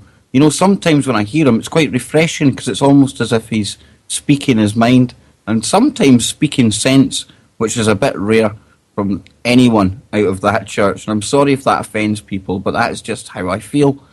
But yeah, very I mean, it's just craziness, Marty, in all honesty. But listen, folks, Joe Joseph's going to be joining us after the break. We're going to be opening up the phone lines as well. We're going to be going deeper into the woo. We're going to be here for another 2.5 hours tonight, so we want your phone calls. Marty, if you could give us the numbers, because all I know is that it's 1-866-37-TRUTH. Yeah, or the number that you want for the truth. I'll read it all out. 1-866-37-87-884. If you're calling from the UK, you can press +001 and then obviously the 866-37-TRUTH. I'll tell you what, Marty, we've both been working long and hard today. Joe, he's been rushing home. This Freaky Friday has just been botched together. But I tell you what, folks, next week, note this one in your diary. Mr. James Swagger, who blew us all away the other night, he is going to be coming back for a full 3 hours. And if you thought some of the stuff that he shared with the listeners on the broadcast was cool and pretty good, as Tommy Welch and Joshua Welzer, both men in their 30s. Now, Amber Nicole Birch was also charged in the murders. Crystal Nicole Matlock, 28, has been charged as an accessory to murder, and Clement's police officers believe that the bodies of the two men were buried in 2009, with Algarad and Birch each committing one of the murders. Now, Marty, this guy, Pazuzu, that name Pazuzu itself, that relates to a Babylonian demon back in the day. And I believe this guy actually chose that name for himself. Now, is there any better example to show that there is some kind of dark, satanic... I don't even know how to describe that. Absolutely. I mean, we talk about this stuff all the time, but from what I'm seeing, it's not just the elites and the rich guys who mess with this sort of stuff. There is an influx of, you know, what you would call normal classes of people that mess with this sort of stuff, and it's scary. Do you know the police video that was taken inside his home allegedly shows pentagrams all over the walls, depictions of the devil, animal feces all over the whole house, just trash everywhere, absolutely disgusting. And the guy's neighbours told the police that he routinely performed satanic rituals and animal sacrifices in his backyard. So, I mean, what is going on, you know, for that to not have already been reported and maybe prevent them murders, you know? And is it something to do with the fact that we're hearing about all these satanic rituals that are also taking place? The black masses that have been reported, one at a university, one I believe in Oklahoma, also the erecting of Baphomet statues. I mean, there's something very, very dark going on right now. And this leads me to this clip here. Now, this comes from Czechoslovakia. It's just a really, really quick clip. But what you hear is quite frightening. And what it is an exorcism which has been caught on camera, filmed through the keyhole of a church in the Czech Republic, and it has been claimed a genuine act. Now, the film shows a woman said to be possessed by the devil, and she is heard screaming as religious cleansing ritual is performed. Have a listen to this.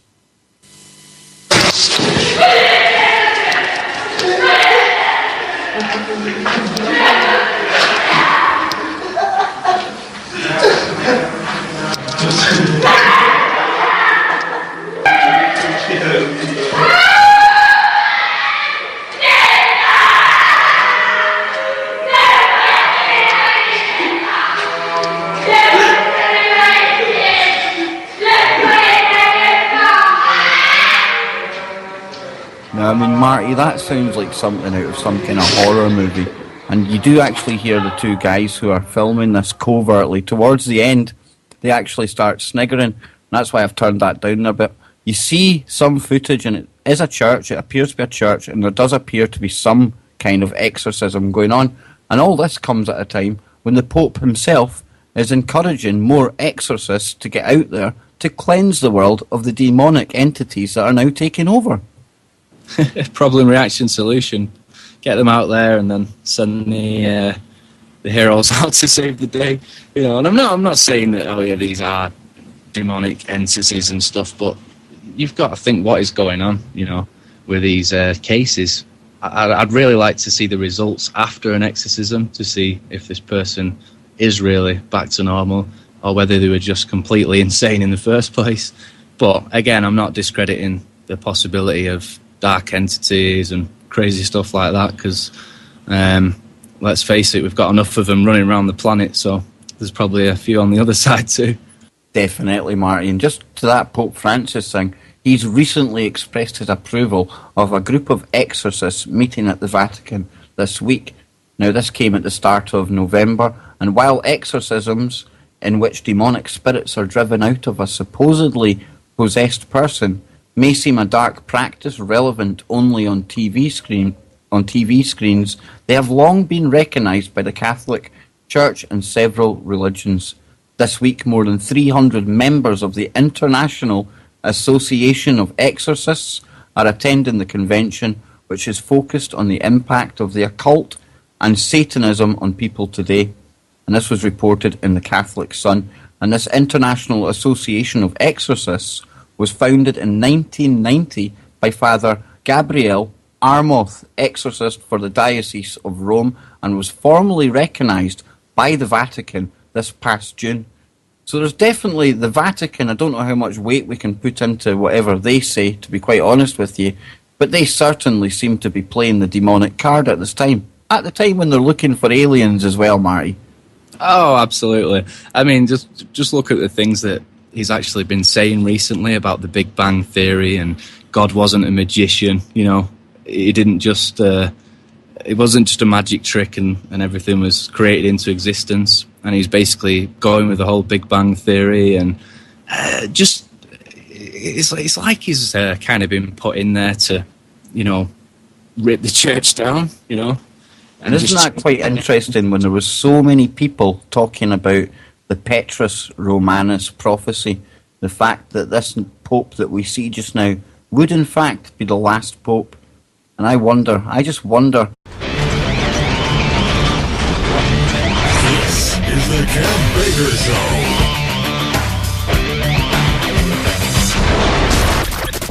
Good morning, good afternoon, good evening, wherever you may be. A big, huge, warm welcome, albeit a bit of a stuttery one, to this, the Transatlantic Truth Special, the Freaky Friday, the night we all look forward to.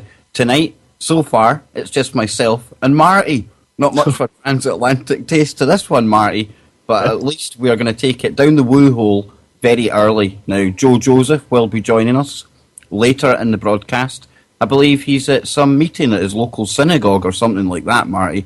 And Dr. Jason Pujo will also be joining us in a short while. But yeah, Marty, how are you doing, man? And it's still very, very lonely without the Whistler. Oh, it is. It's just the missing cog.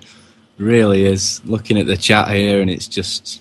Oh, we miss you, man, but we know it's for the best, and things have a way of working themselves out. I'm sure you'll be back at some point. And I'd like to tell the listeners out there who are worried about Johnny not being on the show, he will be back on Tuesday and Wednesday nights. Now, he did say that would be his nights off, and I almost insisted that he spent time with his lovely better half. But he says that his lovely better half, Junie, knows that this show means the world to him, and he means the world to us. So we look forward to Tuesdays and Wednesdays when we get our Whistler back. So, Marty, Freaky Friday, me and you, but before we go anywhere, we can't do anything without going to the chat, man. Take it. Oh, we can't. 44 people in the chat so far, so thanks for tuning in. If you're listening elsewhere on any of the players or anything, then come and join us over at truefrequencyradio.com. Join the chat room, create a name, even give us a call, get involved. But anyway, enough of that. Big shout out to One Naughty Boy, Angel Whisperism, Ozzy and Zach, Bart Slab, David GK, Denning Oldham, Double Blood Red, Popeye, great to have you in, sir. Flower Child, Gentleman Skeptic, Harold 70, sorry, missing the number out there. Ooh, he's slipping. Ivy Nurse, Jihadi Jones, Kev, Mad Martian, McGrinder, Miss Susie Q, Ninja Techno, Nosboy, Stushy, Wardy, I think that's one of your friends, Cloud, Cree, Pen, Bohemian Grove, Max, Ragnar, Longshot, and a whole host of anon, so thanks for tuning in. Excellent to see Wardy back in the chat there, and Ragnar Lothbrok, I take it you're taking that name from. Brilliant programme, The Vikings. People, go and watch that, it's on History. I know it's a bit of a shill channel, but really, really good show. But Marty, yeah, here we are, Freaky Friday, the two of us in the UK, and I've always wondered why this woo and the freakiness and the paranormal always seems to be the topic that we go into. And you know, we're not alone in the UK being into this stuff. And it turns out that a third of Britons actually believe their houses are haunted. And it goes on to say that a quarter of those who feel their home has a supernatural presence were convinced a poltergeist had moved around their possessions. And a sixth of those who thought their house was haunted said doors open or closed by themselves, while a further six said that they even had seen a ghost. These figures come from a survey conducted by Confused.com. Their head of home insurance, Gareth Lane, said ghosts, ghouls and things that go bump in the night are usually seen in films and TV programmes, but for some homeowners they are a very real concern, with 3 in 10 Britons say that their home is haunted. Now, Marty, I believe when I was growing up, one of the houses that I lived in, there was a presence in one of the rooms.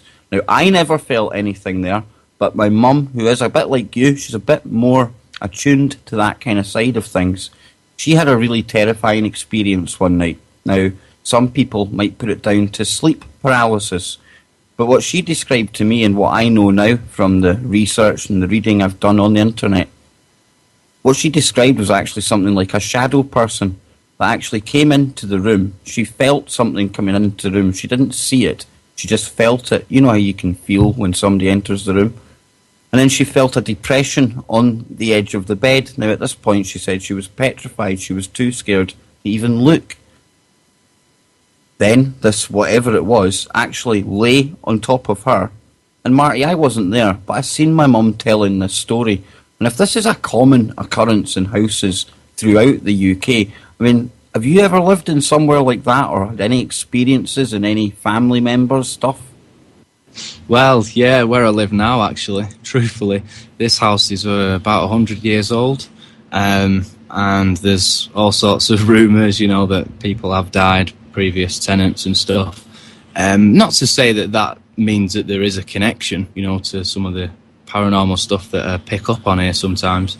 But again, since growing up, I've heard my family, you know, people that I love and trust telling me stories, like you said, your mum's story, and you just know that they're sincere. They're not making it up. They're not trying to get votes. You know, it's just there's too much to just discredit it as just being paranoia or, you know, just making something out of nothing. Although, you know, your eyes can play tricks on you, but when you get that feeling and your hair stand up on end, you just sense. I suppose it's like we're picking up on. You should hear what this guy has been typing away to me in the background.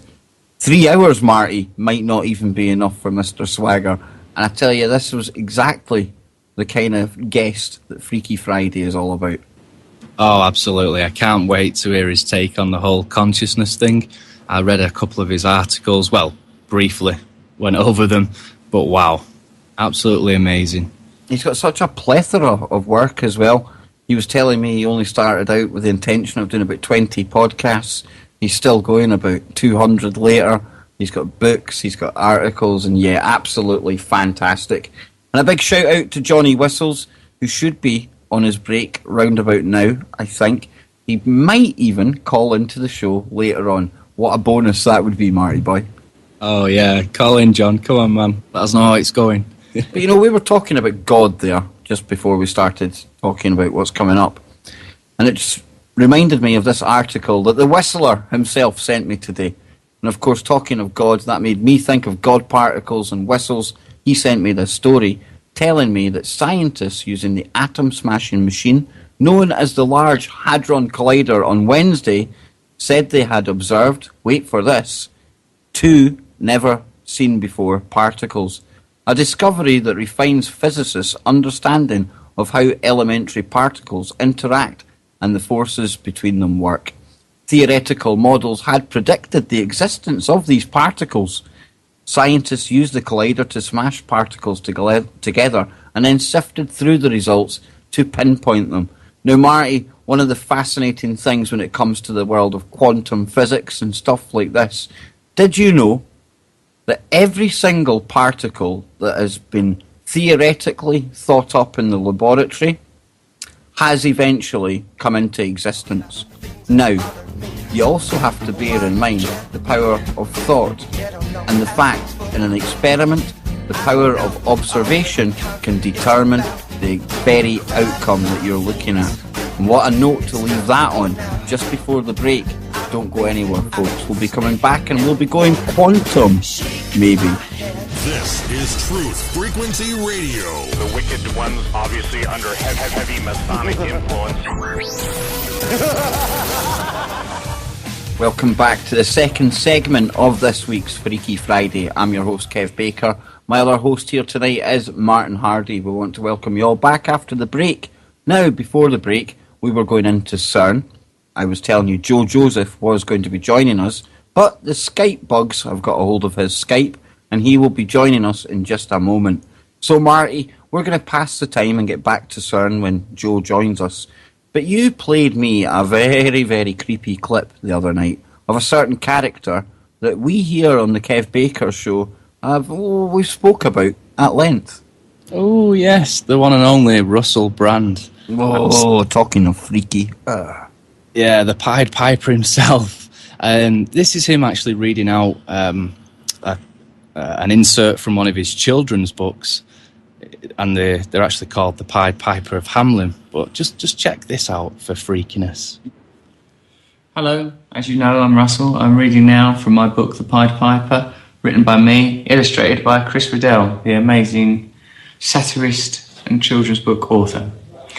This extract is about when the rats arrive in Hamelin, a town of people that, well, I don't much like. There's an allegorical component. Allegory just means story. It was as if some magical being who lives in the sky and the trees, the rivers and beneath our thoughts knew the people of Hamelin were no good. For on this day, their most cherished day, without warning, a gang of rats bowled into the town and began causing a right rumpus. I assure you these were no ordinary rats. They were as big as cats and afraid of nothing. They were oily and slick and wore eye patches and carried flick knives and could machine gun butt pellets out of their egg holes whenever they fancied. Even though they call themselves an anarcho-egalitarian rat collective, that means there's no rules and no one's in charge. In reality, Casper was in charge. He had too much fur on his body and none on his head. He looked like a pink egg made of skin in a Turkish wrestler's armpit. What? In his constant attendance were a pair of ratty twins, Gianna and Paul, who were both his wives. In anarcho-egalitarian rat collectives, polygamy, more than one wife, is common. It's not as common for one of the wives to be male, but these rats were real badasses.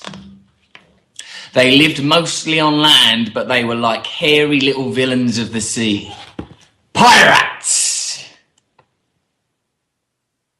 That is the Pied Piper of Hamelin by Russell Brand, illustrated by Chris Riddell.